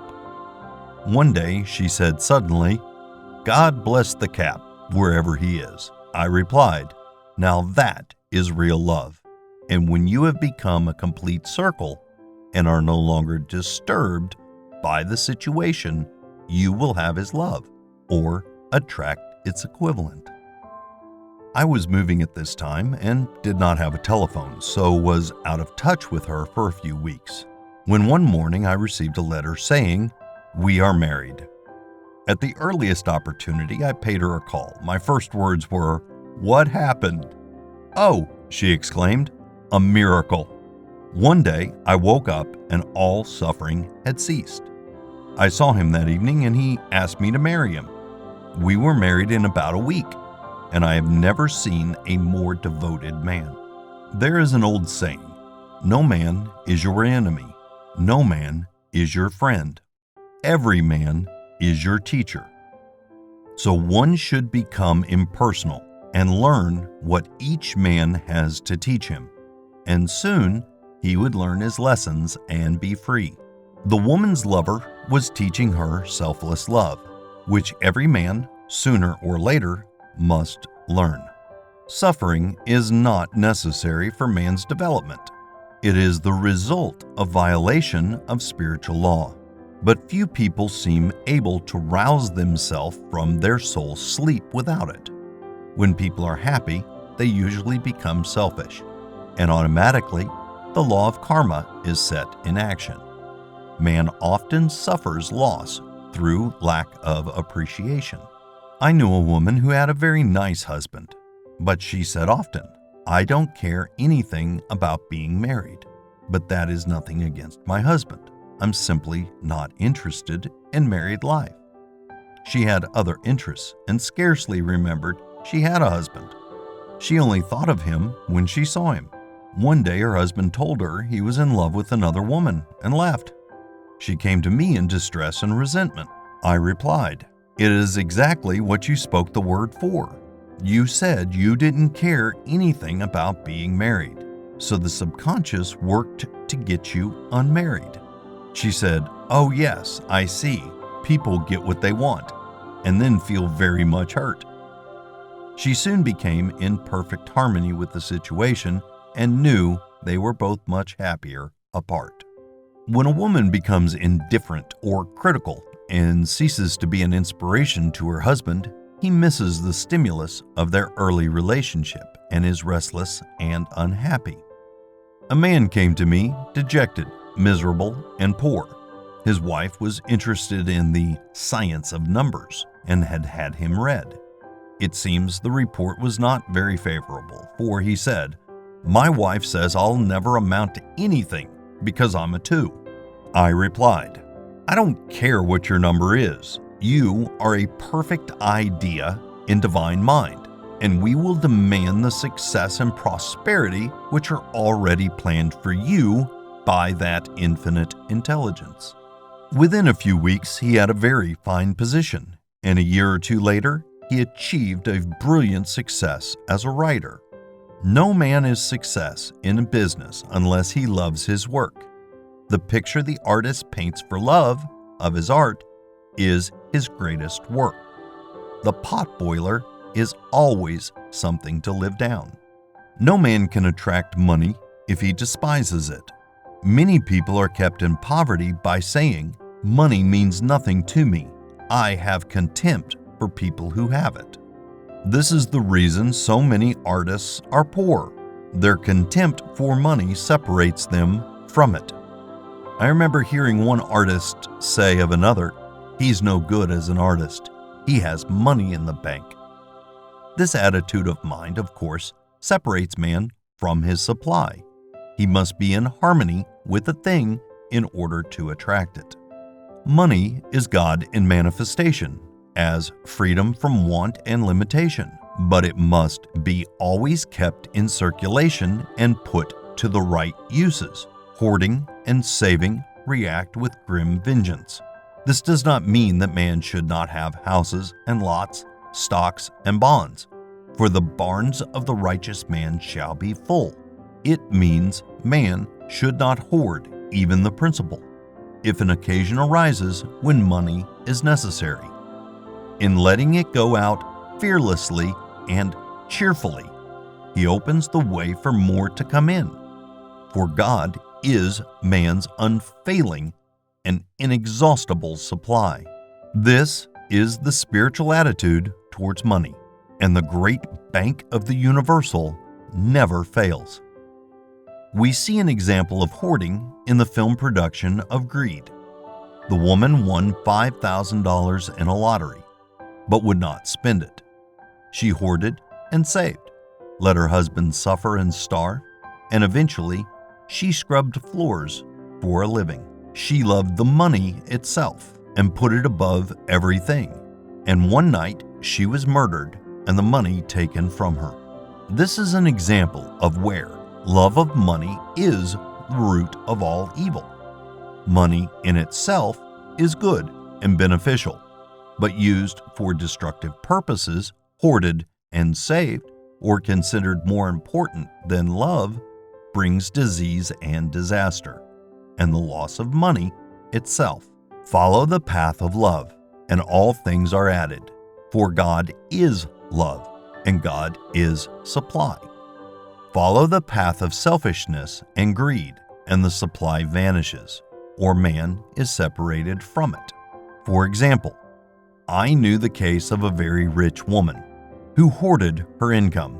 She rarely gave anything away, but bought and bought things for herself. She was very fond of necklaces, and a friend once asked her how many she possessed. She replied, 67. She bought them and put them away, carefully wrapped in tissue paper. Had she used the necklace, it would have been quite legitimate, but she was violating the law of use. Her closets were filled with clothes she never wore, and jewels which never saw the light. The woman's arms were gradually becoming paralyzed from holding on to things, and eventually she was considered incapable of looking after her affairs, and her wealth was handed over to others to manage.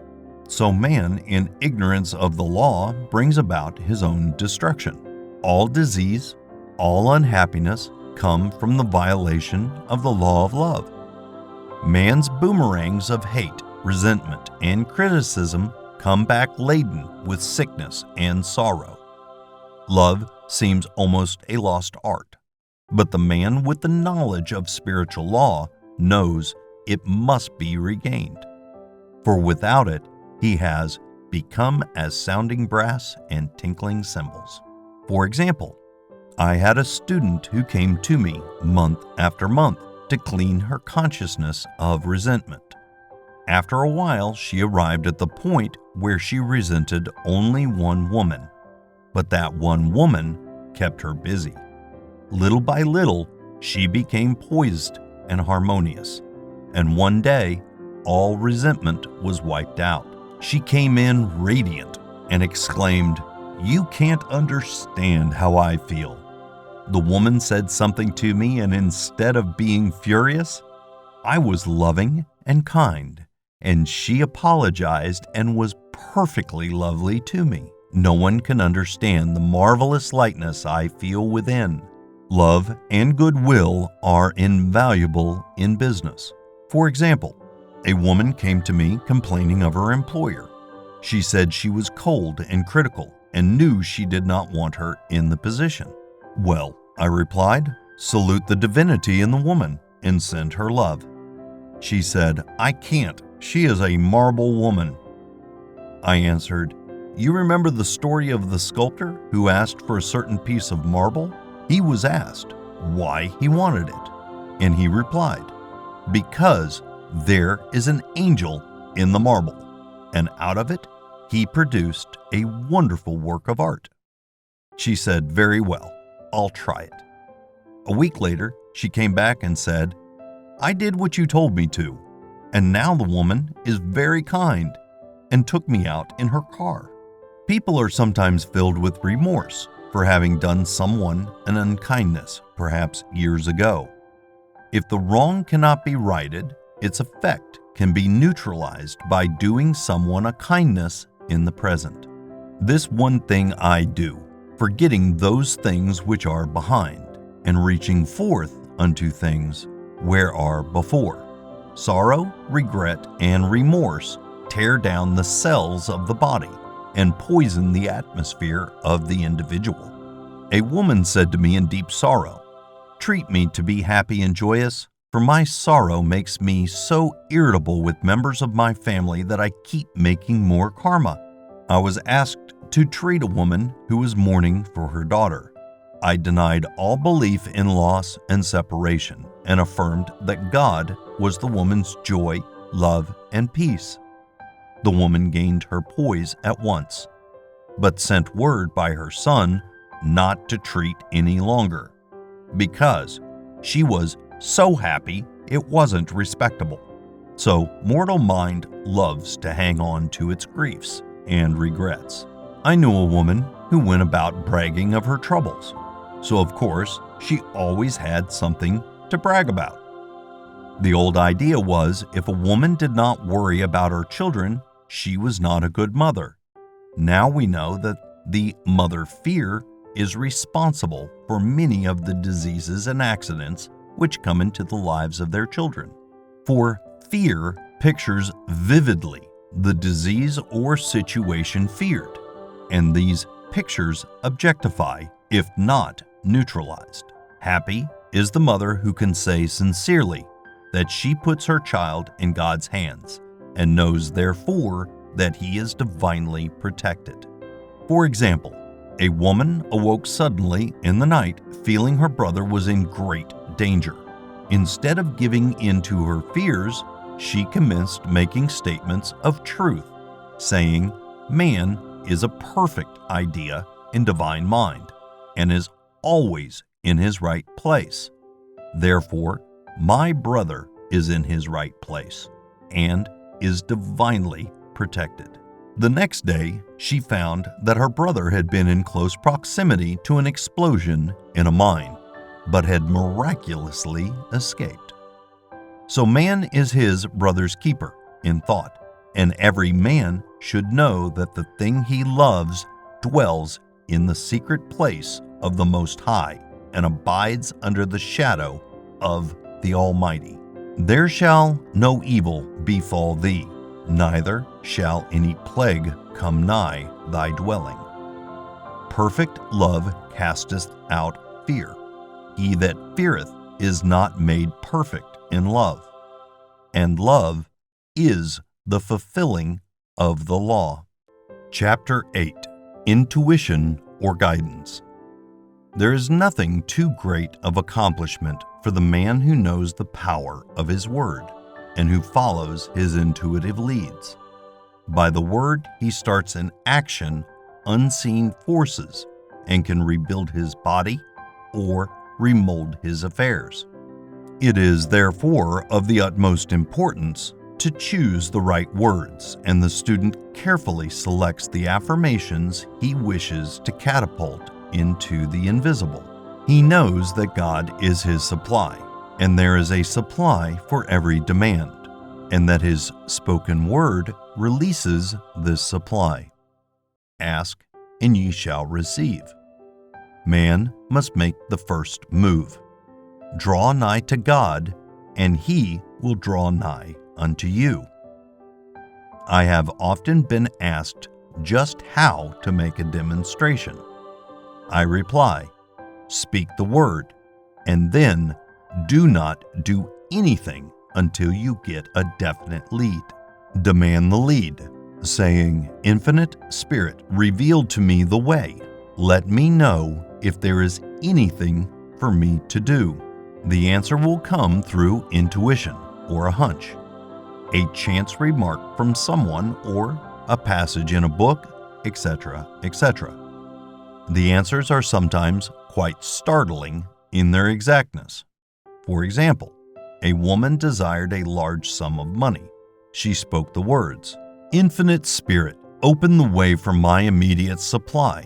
Let all that is mine by divine right now reach me in great avalanches of abundance. Then she added, Give me a definite lead. Let me know if there is anything for me to do. The thought came quickly. Give a certain friend who had helped her spiritually $100. She told her friends, who said, Wait and get another lead before giving it.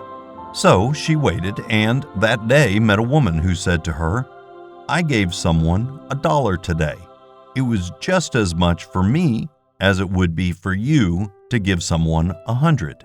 This was indeed an unmistakable lead, so she knew she was right in giving the $100. It was a gift which proved a great investment, for shortly after that, a large sum of money came to her in a remarkable way.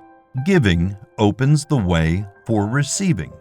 In order to create activity in finances, one should give. Tithing, or giving 1/10 of one's income, is an old Jewish custom and is sure to bring increase.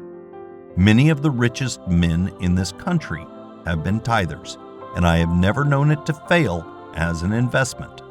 The 10th part goes forth and returns blessed and multiplied. But the gift or tithe must be given with love and cheerfulness, for God loveth a cheerful giver. Bills should be paid cheerfully. All money should be sent forth fearlessly and with a blessing. This attitude of mind makes man master of money. It is his to obey, and his spoken word then opens vast reservoirs of wealth. Man himself limits his supply by his limited vision. Sometimes the student has a great realization of wealth, but is afraid to act. The vision and action must go hand in hand, as in the case of the man who bought the fur-lined overcoat. A woman came to me asking me to speak the word for a position, so I demanded, "Infinite Spirit, open the way for this woman's right position." Never ask for just a position. Ask for the right position, the place already planned in divine mind, as it is the only one that will give satisfaction. I then gave thanks that she had already received, and that it would manifest quickly. Very soon she had 3 positions offered to her, 2 in New York and 1 in Palm Beach, and she did not know which to choose. I said, "Ask for a definite lead." The time was almost up and was still undecided, when one day she telephoned. When I woke up this morning, I could smell Palm Beach. She had been there before and knew its balmy fragrance.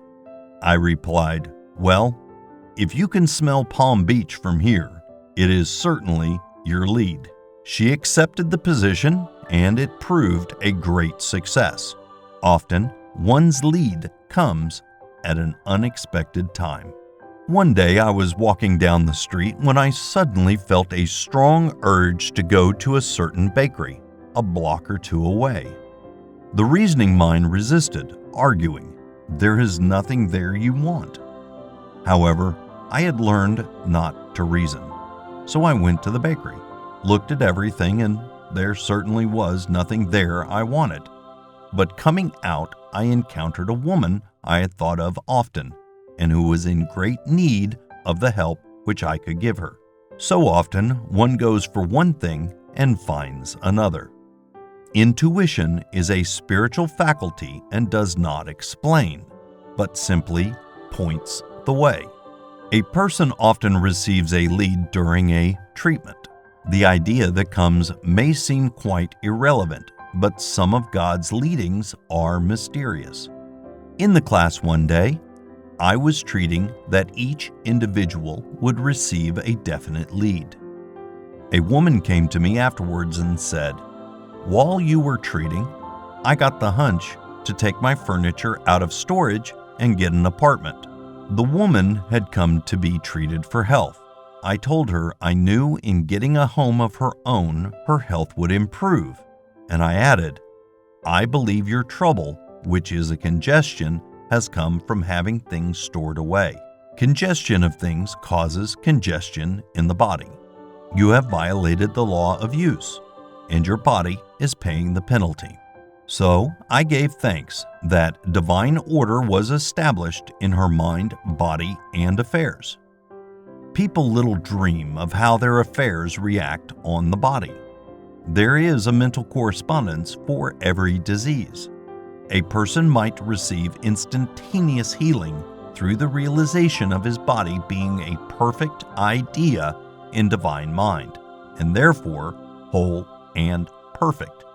But if he continues his destructive thinking, hoarding, hating, fearing, condemning, the disease will return. Jesus Christ knew that all sickness came from sin, but admonished the leper after the healing to go and sin no more, lest a worse thing come upon him. So man's soul, or subconscious mind, must be washed whiter than snow for permanent healing, and the metaphysician is always delving deep for the correspondence. Jesus Christ said, "Condemn not, lest ye also be condemned. Judge not, lest ye be judged." Many people have attracted disease and unhappiness through condemnation of others. What man condemns in others, he attracts to himself. For example, a friend came to me in anger and distress because her husband had deserted her for another woman. She condemned the other woman and said continually she knew he was a married man and had no right to accept his attentions. I replied, "Stop condemning the woman, bless her, and be through with the situation. Otherwise, you are attracting the same thing to yourself." She was deaf to my words, and a year or two later became deeply interested in a married man herself. Man picks up a live wire whenever he criticizes or condemns, and may expect a shock. Indecision is a stumbling block in many a pathway. In order to overcome it, make the statement repeatedly, "I am always under direct inspiration. I make right decisions quickly." These words impress the subconscious, and soon one finds himself awake and alert, making his right moves without hesitation. I have found it destructive to look to the psychic plane for guidance, as it is the plane of many minds and not the one mind. As man opens his mind to subjectivity, he becomes a target for destructive forces. The psychic plane is the result of man's mortal thought and is on the plane of opposites. He may receive either good or bad messages. The science of numbers and the reading of horoscopes keeps man down on the mental or mortal plane, for they deal only with the karmic path. I know of a man who should have been dead years ago, according to his horoscope, but he is alive and a leader of one of the biggest movements in this country for the uplift of humanity. It takes a very strong mind to neutralize a prophecy of evil. The student should declare, "Every false prophecy shall come to naught. Every plan my Father in heaven has not planned shall be dissolved and dissipated. The divine idea now comes to pass." However, if any good message has ever been given one of coming happiness or wealth, harbor and expect it, and it will manifest sooner or later through the law of expectancy. Man's will should be used to back the universal will. I will that the will of God be done. It is God's will to give every man every righteous desire of his heart, and man's will should be used to hold the perfect vision without wavering. The prodigal son said, "I will arise and go to my father." It is indeed often an effort of the will to leave the husks and swine of mortal thinking. It is so much easier for the average person to have fear than faith. So faith is an effort of the will. As man becomes spiritually awakened, he recognizes that any external inharmony is the correspondence of mental inharmony. If he stumbles or falls, he may know he is stumbling or falling in consciousness. One day, a student was walking along the street condemning someone in her thoughts. She was saying mentally, "That woman is the most disagreeable woman on earth," when suddenly 3 Boy Scouts rushed around the corner and almost knocked her over. She did not condemn the Boy Scouts, but immediately called on the law of forgiveness and saluted the divinity in the woman. Wisdom's way are ways of pleasantness, and all her paths are peace. When one has made his demands upon the universal, he must be ready for surprises. Everything may seem to be going wrong, but when in reality it is going right. For example, a woman was told that there was no loss in divine mind. Therefore, she could not lose anything which belonged to her. Anything lost would be returned, or she would receive its equivalent. Several years previously, she had lost $2,000. She had loaned the money to a relative during her lifetime, but the relative had died, leaving no mention of it in her will. The woman was resentful and angry, and as she had no written statement of the transaction, she never received the money. So she was determined to deny the loss and collect the $2,000 from the Bank of the Universal. She had to begin by forgiving the woman, as resentment and unforgiveness closes the door of this wonderful bank. She made this statement: "I deny loss. There is no loss in divine mind. Therefore, I cannot lose the $2,000 which belong to me by divine right. As one door shuts, another door opens." She was living in an apartment house which was for sale, and in the lease was a clause stating that if the house was sold, the tenants would be required to move out within 90 days. Suddenly, the landlord broke the leases and raised the rent. Again, injustice was on her pathway, but this time she was undisturbed.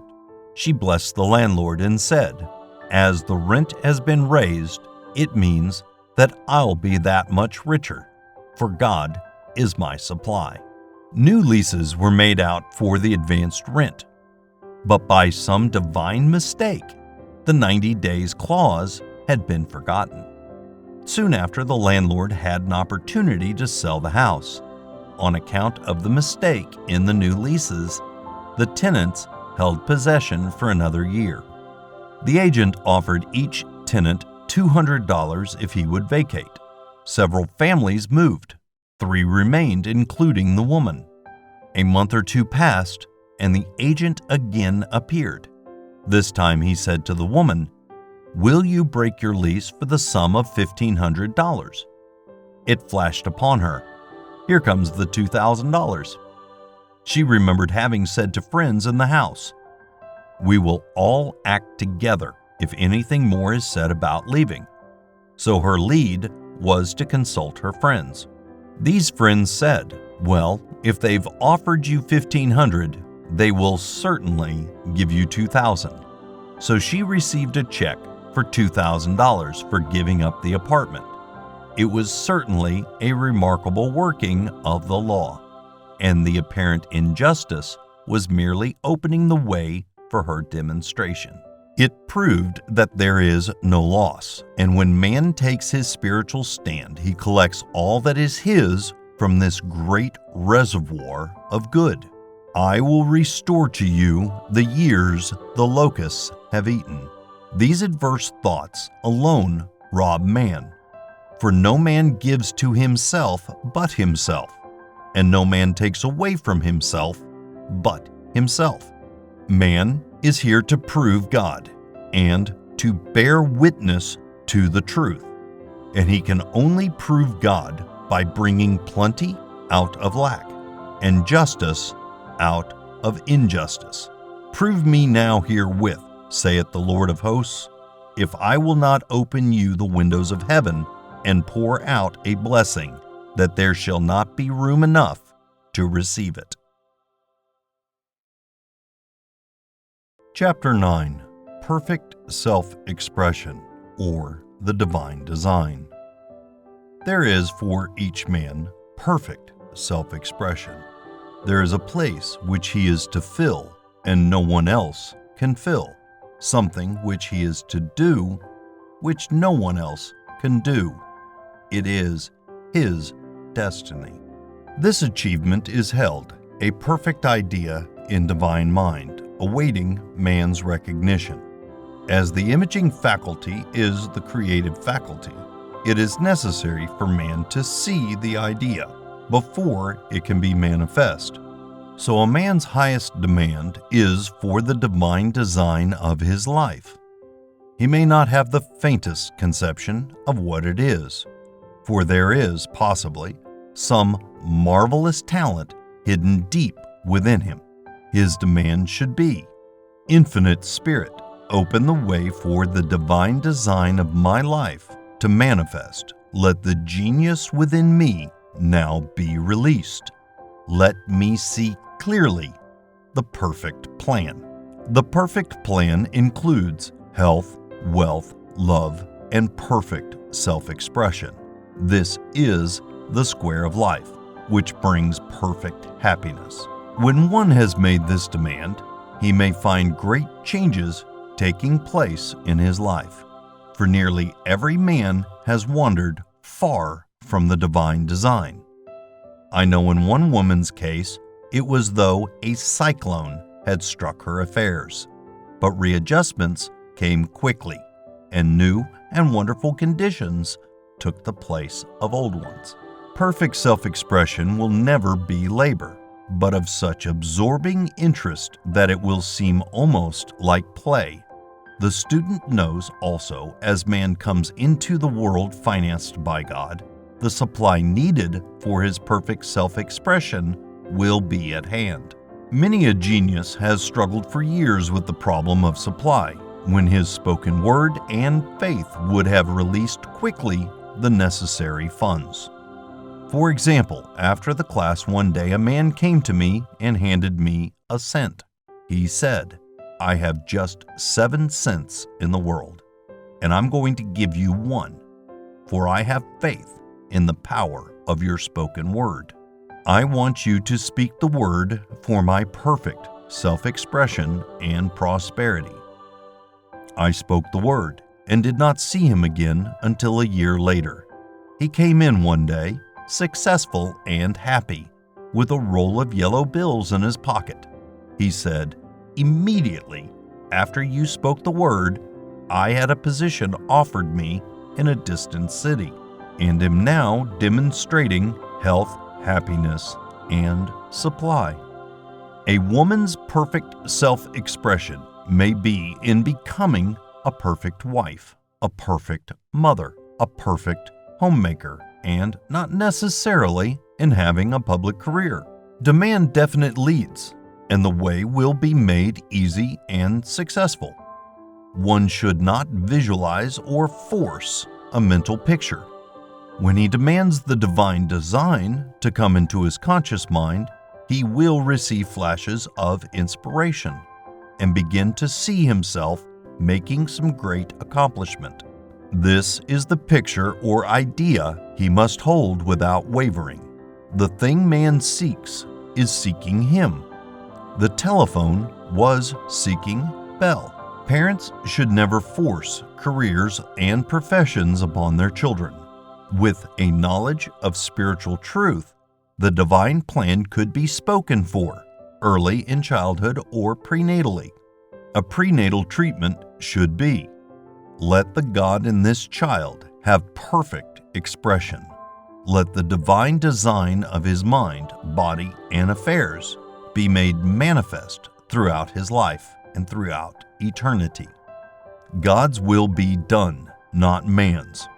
God's pattern, not man's pattern, is the command we find running through all the scriptures, and the Bible is a book dealing with the science of the mind. It is a book telling man how to release his soul, or subconscious mind, from bondage. The battles described are pictures of man waging war against mortal thoughts. A man's foes shall be they of his own household. Every man is Jehoshaphat, and every man is David, who slays Goliath, the mortal thinking, with the little white stone of faith. So man must be careful that his is not the wicked and slothful servant who buried his talent. There is a terrible penalty to be paid for not using one's ability. Often, fear stands between man and his perfect self-expression. Stage fright has hampered many a genius. This may be overcome by the spoken word or treatment. The individual then loses all self-consciousness and feels simply that he is a channel for infinite intelligence to express itself through. He is under direct inspiration, fearless and confident, for he feels that it is the Father within him that does the work. A young boy came often to my class with his mother. He asked me to speak the word for his coming examinations at school. I told him to make the statement, "I am one with infinite intelligence. I know everything I should know on this subject." He had an excellent knowledge of history, but was not sure of his arithmetic. I saw him afterwards, and he said, "I spoke the word for my arithmetic and passed with the highest honors, but thought I could depend on myself for history and got a very poor mark." Man often receives a setback when he is too sure of himself, which means he is trusting to his personality and not the Father within. Another one of my students gave me an example of this. She took an extended trip abroad one summer, visiting many countries where she was ignorant of the languages. She was calling for guidance and protection every minute, and her affairs went smoothly and miraculously.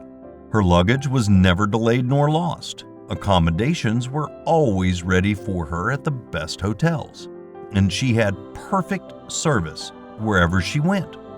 She returned to New York.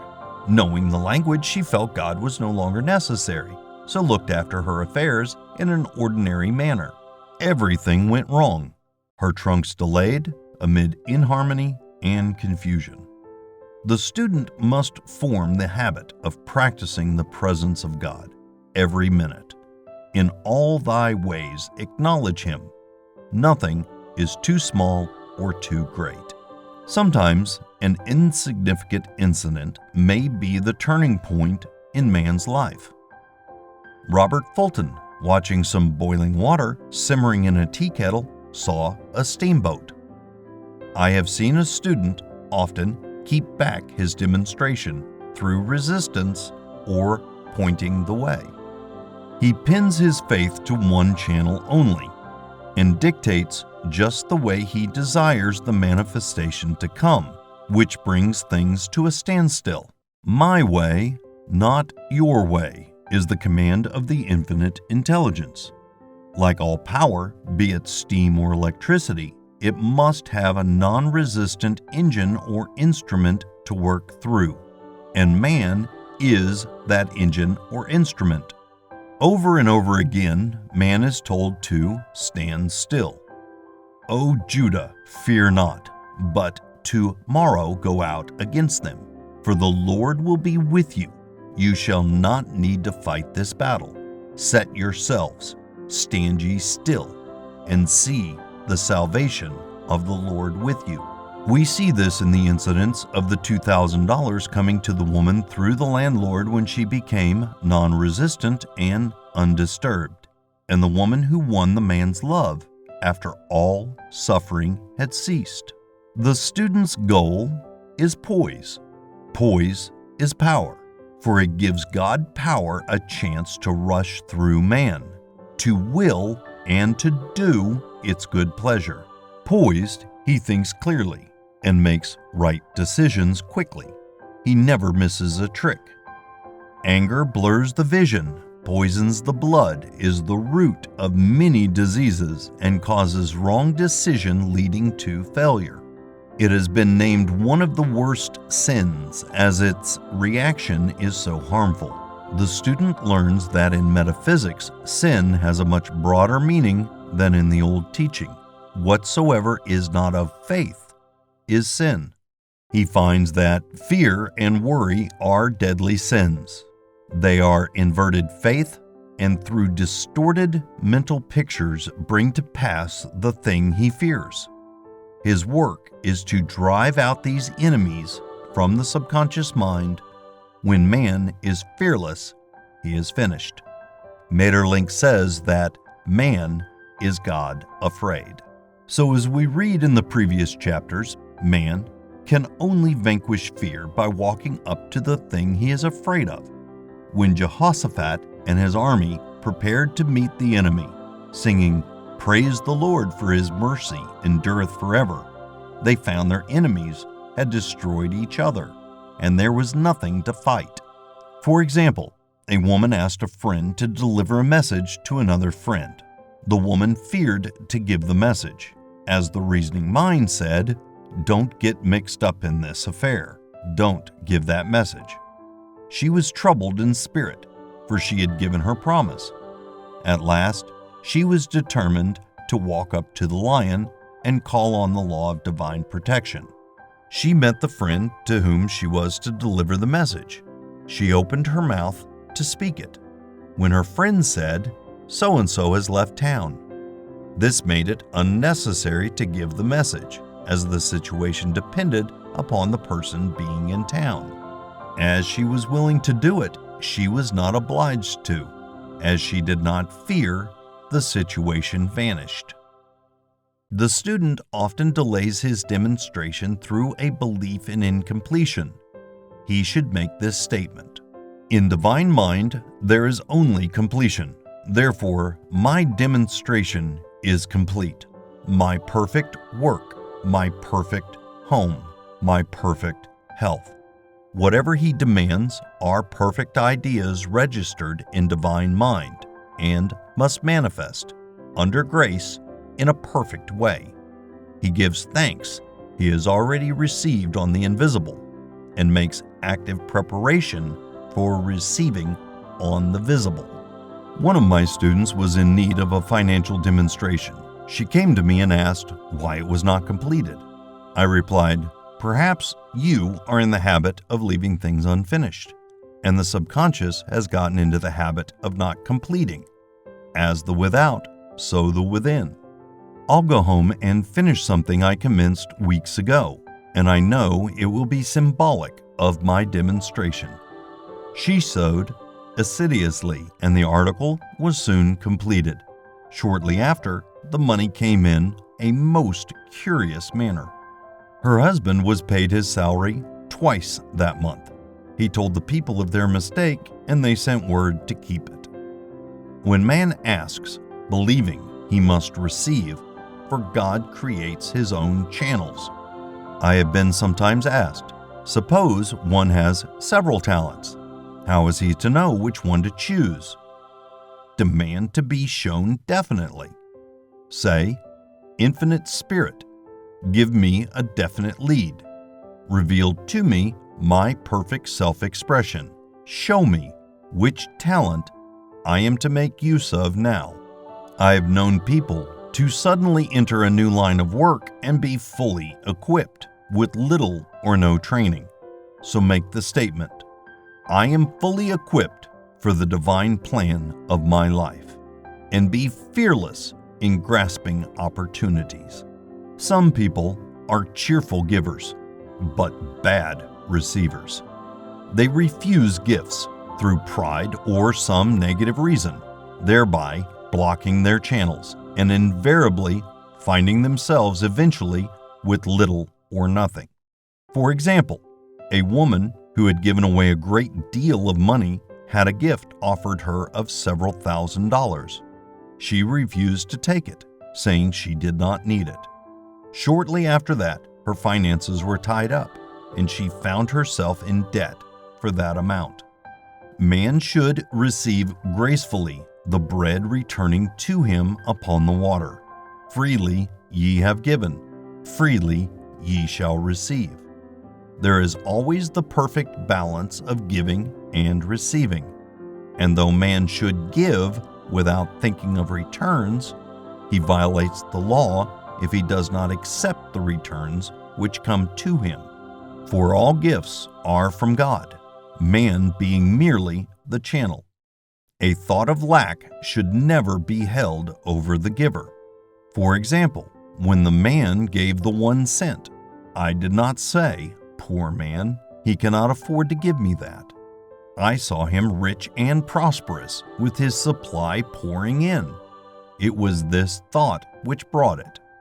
If one has been a bad receiver, he must become a good one, and take even a postage stamp, if it is given him, and open up his channels for receiving. The Lord loveth a cheerful receiver, as well as a cheerful giver.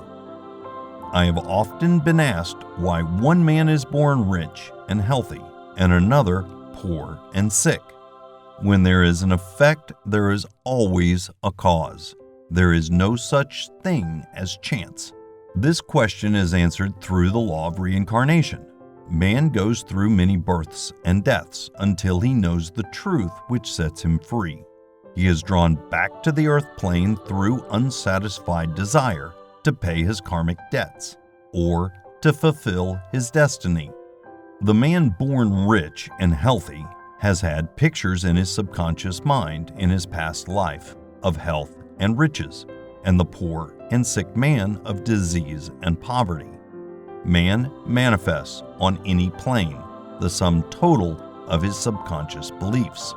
However, birth and death are man-made laws, for the wages of sin is death, the Adamic fall in consciousness through the belief in two powers. The real man, spiritual man, is birthless and deathless. He never was born and has never died. As he was in the beginning, he is now, and ever shall be. So through the truth, man is set free from the law of karma, sin and death, and manifests the man made in his image and likeness. Man's freedom comes through fulfilling his destiny, bringing into manifestation the divine design of his life. His Lord will say unto him, "Well done, thou good and faithful servant. Thou hast been faithful over a few things.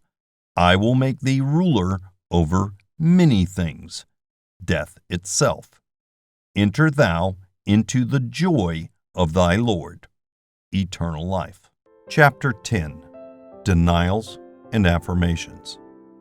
Thou shalt decree a thing, and it shall be established unto thee. All the good that is to be made manifest in man's life is already an accomplished fact in divine mind, and is released through man's recognition or spoken word. So he must be careful to decree that only the divine idea be made manifest, for often he decrees through his idle words failure or misfortune. It is therefore of the utmost importance to word one's demands correctly, as stated in a previous chapter. If one desires a home, friend, position, or any other good thing, make the demand for the divine selection.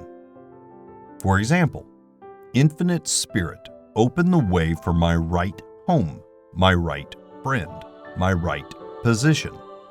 I give thanks. It now manifests under grace in a perfect way. The latter part of the statement is most important. For example, I know a woman who demanded $1,000. Her daughter was injured and they received $1,000 indemnity. So it did not come in a perfect way.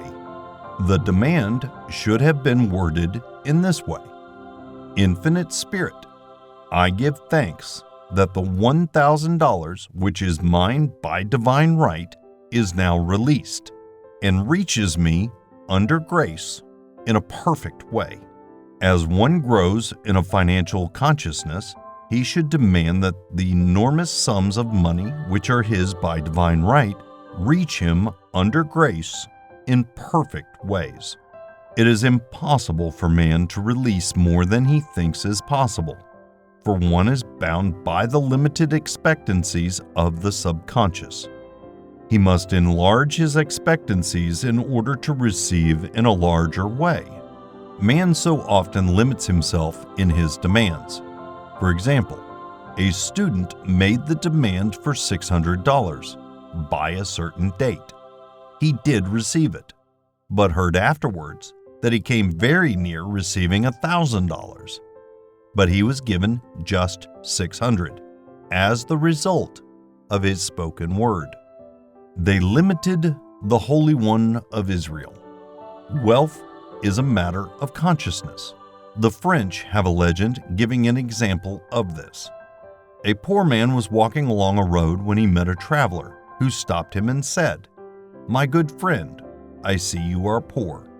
Take this gold nugget, sell it, and you'll be rich all your days." The man, overjoyed at his good fortune, and took the nugget home. He immediately found work and became so prosperous that he did not sell the nugget. Years passed, and he became a very rich man. One day, he met a poor man on the road. He stopped him and said, "My good friend, I will give you this gold nugget, which, if you sell, will make you rich for life." The mendicant took the nugget, had it valued, and found it was only brass. So we see, the first man became rich through feeling rich, thinking the nugget was gold. Every man has within himself a gold nugget. It is his consciousness of gold, of opulence, which brings riches into his life. In making his demands, man begins at his journey's end. That is, he declares he has already received. "Before ye call, I shall answer." Continually affirming establishes the belief in the subconscious. It would not be necessary to make an affirmation more than once if one had perfect faith. One should not plead or supplicate, but give thanks repeatedly that he has received. The desert shall rejoice and blossom as the rose. This rejoicing, which is yet in the desert or state of consciousness, opens the way for release. The Lord's Prayer is in the form of command and demand. "Give us this day our daily bread, and forgive us our debts as we forgive our debtors," and ends in praise. "For thine is the kingdom and the power and the glory forever. Amen.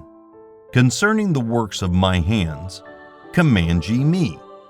So prayer is command and demand, praise and thanksgiving. The student's work is in making himself believe that with God all things are possible.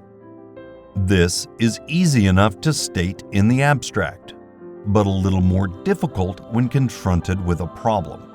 For example, it was necessary for a woman to demonstrate a large sum of money within a stated time.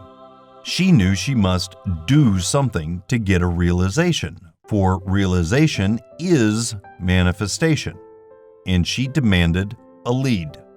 She was walking through a department store when she saw a very beautiful pink enamel paper cutter. She felt the pull towards it. The thought came, "I haven't a paper cutter good enough to open letters containing large checks." So she bought the paper cutter, which the reasoning mind would have called an extravagance. When she held it in her hand, she had a flash of a picture of herself opening an envelope containing a large check, and in a few weeks, she received the money. The pink paper cutter was her bridge of active faith. Many stories are told of the power of the subconscious when directed in faith. For example, a man was spending the night in a farmhouse. The windows of the room had been nailed down, and in the middle of the night, he felt suffocated and made his way in the dark to the window. He could not open it, so he smashed the pane with his fist, drew in draughts of fine fresh air, and had a wonderful night's sleep. The next morning, he found he had smashed the glass of a bookcase, and the window had remained closed during the whole night. He had supplied himself with oxygen simply by his thought of oxygen. When a student starts out to demonstrate, he should never turn back. Let not that man who wavers think that he shall receive anything of the Lord. A student once made this wonderful statement: "When I ask the Father for anything, I put my foot down and I say, 'Father, I'll take nothing less than I've asked for, but more.'" So man should never compromise. Having done all, stand. This is sometimes the most difficult time of demonstrating. the temptation comes to give up, to turn back, to compromise. He also serves who only stands and waits. Demonstrations often come at the 11th hour because man then lets go. That is, stops reasoning, and the infinite intelligence has a chance to work. Man's dreary desires are answered drearily, and his impatient desires long delayed or violently fulfilled. For example, a woman asked me why it was she was constantly losing or breaking her glasses. We found she often said to herself and others with vexation, "I wish I could get rid of my glasses." So, her impatient desire was violently fulfilled. What she should have demanded was perfect eyesight. But what she registered in the subconscious was simply the impatient desire to be rid of her glasses. What she should have demanded was perfect eyesight. But what she registered in the subconscious was simply the impatient desire to be rid of her glasses. So they were continually being broken or lost. Two attitudes of mind cause loss. Depreciation, as in the case of the woman who did not appreciate her husband, or fear of loss, which makes a picture of loss in the subconscious.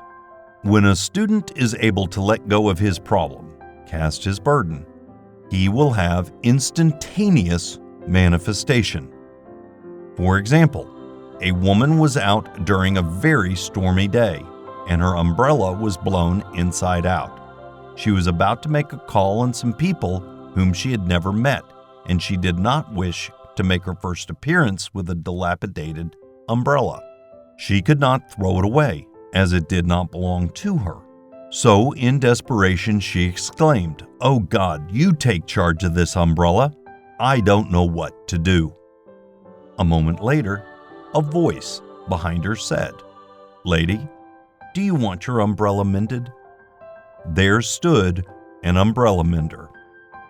She replied, "Indeed I do." The man mended the umbrella while she went into the house to pay her call, and when she returned, she had a good umbrella. So there is always an umbrella mender at hand on man's pathway when one puts the umbrella or situation in God's hands. One should always follow a denial with an affirmation. For example, I was called on the phone late one night to treat a man whom I'd never seen. He was apparently ill. I made the statement, "I deny this appearance of disease. It is unreal, therefore cannot register in his consciousness. This man is a perfect idea in the divine mind, pure substance expressing perfection. There is no time or space in divine mind. Therefore, the word reaches instantly its destination and does not return void. I have treated patients in Europe and have found that the result was instantaneous. I am asked so often the difference between visualizing and visioning. Visualizing is a mental process governed by the reasoning or conscious mind. Visioning is a spiritual process governed by intuition or the superconscious mind. The student should train his mind to receive these flashes of inspiration and work out the divine pictures through definite leads. When a man can say, "I desire only that which God desires for me," his new set of blueprints is given him by the master architect, the God within. God's plan for each man transcends the limitation of the reasoning mind and is always the square of life, containing health, wealth, love, and perfect self-expression. Many a man is building for himself in imagination a bungalow when he should be building a palace. If a student tries to force a demonstration through the reasoning mind, he brings it to a standstill. "I will hasten it, saith the Lord." He should act only through intuition or definite leads. Rest in the Lord and wait patiently. Trust also in Him, and He will bring it to pass. I have seen the Lord, or law, work in the most astonishing manner. For example, a student stated that it was necessary for her to have $100 for the following day. It was a debt of vital importance which had to be met.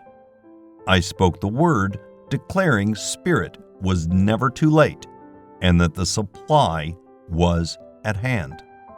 That evening, she phoned me of the miracle. She said that the thought came to her to go to her safe deposit box at the bank to examine some papers. She looked over the papers, and at the bottom of the box was a new $100 bill. She was astounded and said she knew she had never put it there, for she had gone through the papers many times. It may have been a materialization, as Jesus Christ materialized the loaves and fishes. Man will reach the stage where His Word is made flesh, or materialized instantly. The fields, ripe with the harvest, will manifest immediately, as in all of the miracles of Jesus Christ. There is a tremendous power alone in the name Jesus Christ. It stands for truth made manifest. He said, "Whatsoever ye ask the Father in my name, He will give it to you." The power of this name raises the student into the fourth dimension, where he is freed from all astral and psychic influences, and he becomes unconditioned and absolute, as God Himself is unconditioned and absolute. I have seen many healings accomplished by using the words, "In the name of Jesus Christ." Christ was both person and principle, and the Christ within each man is his Redeemer and salvation. The Christ within is his own fourth dimensional self, the man made in God's image and likeness. This is the self which has never failed, never known sickness or sorrow, was never born, and has never died.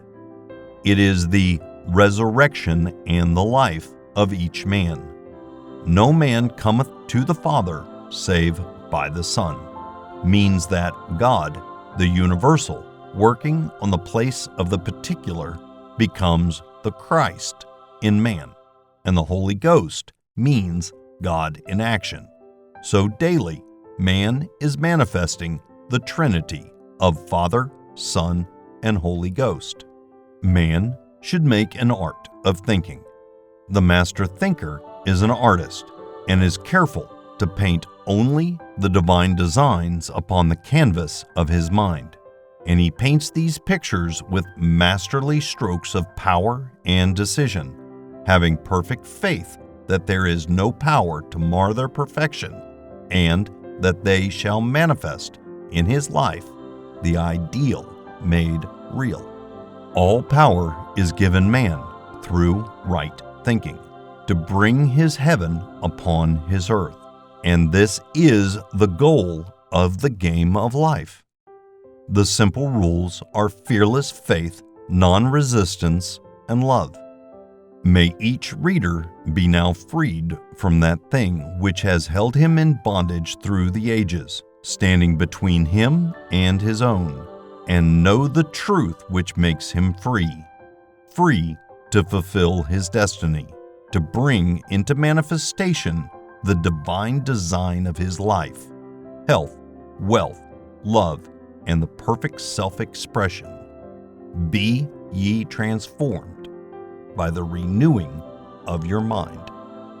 Denials and affirmations. For prosperity. God is my unfailing supply, and large sums of money come to me quickly, under grace, in perfect ways. For right conditions. Every plan my Father in heaven has not planned shall be dissolved and dissipated, and the divine idea now comes to pass. 4. Right conditions. Only that which is true of God is true of me, for I and the Father are one. 4. Faith. As I am one with God, I am one with my good, for God is both the giver and the gift. I cannot separate the giver from the gift. 4. Right conditions. Divine love now dissolves and dissipates every wrong condition in my mind, body, and affairs. Divine love is the most powerful chemical in the universe and dissolves everything which is not of itself. 4. Health. Divine love floods my consciousness with health, and every cell in my body is filled with light. 4. The eyesight. My eyes are God's eyes. I see with the eyes of spirit. I see clearly the open way. There are no obstacles on my pathway. I see clearly the perfect plan. 4. Guidance. I am divinely sensitive to my intuitive leads, and I give instant obedience to thy will. 4. The hearing. My ears are God's ears. I hear with the ears of spirit. I am non-resistant and am willing to be led. I hear glad tidings of great joy. 4. Right work. I have a perfect work in a perfect way. I give a perfect service for a perfect pay. For freedom from all bondage. I cast this burden on the Christ within, and I go free. The end.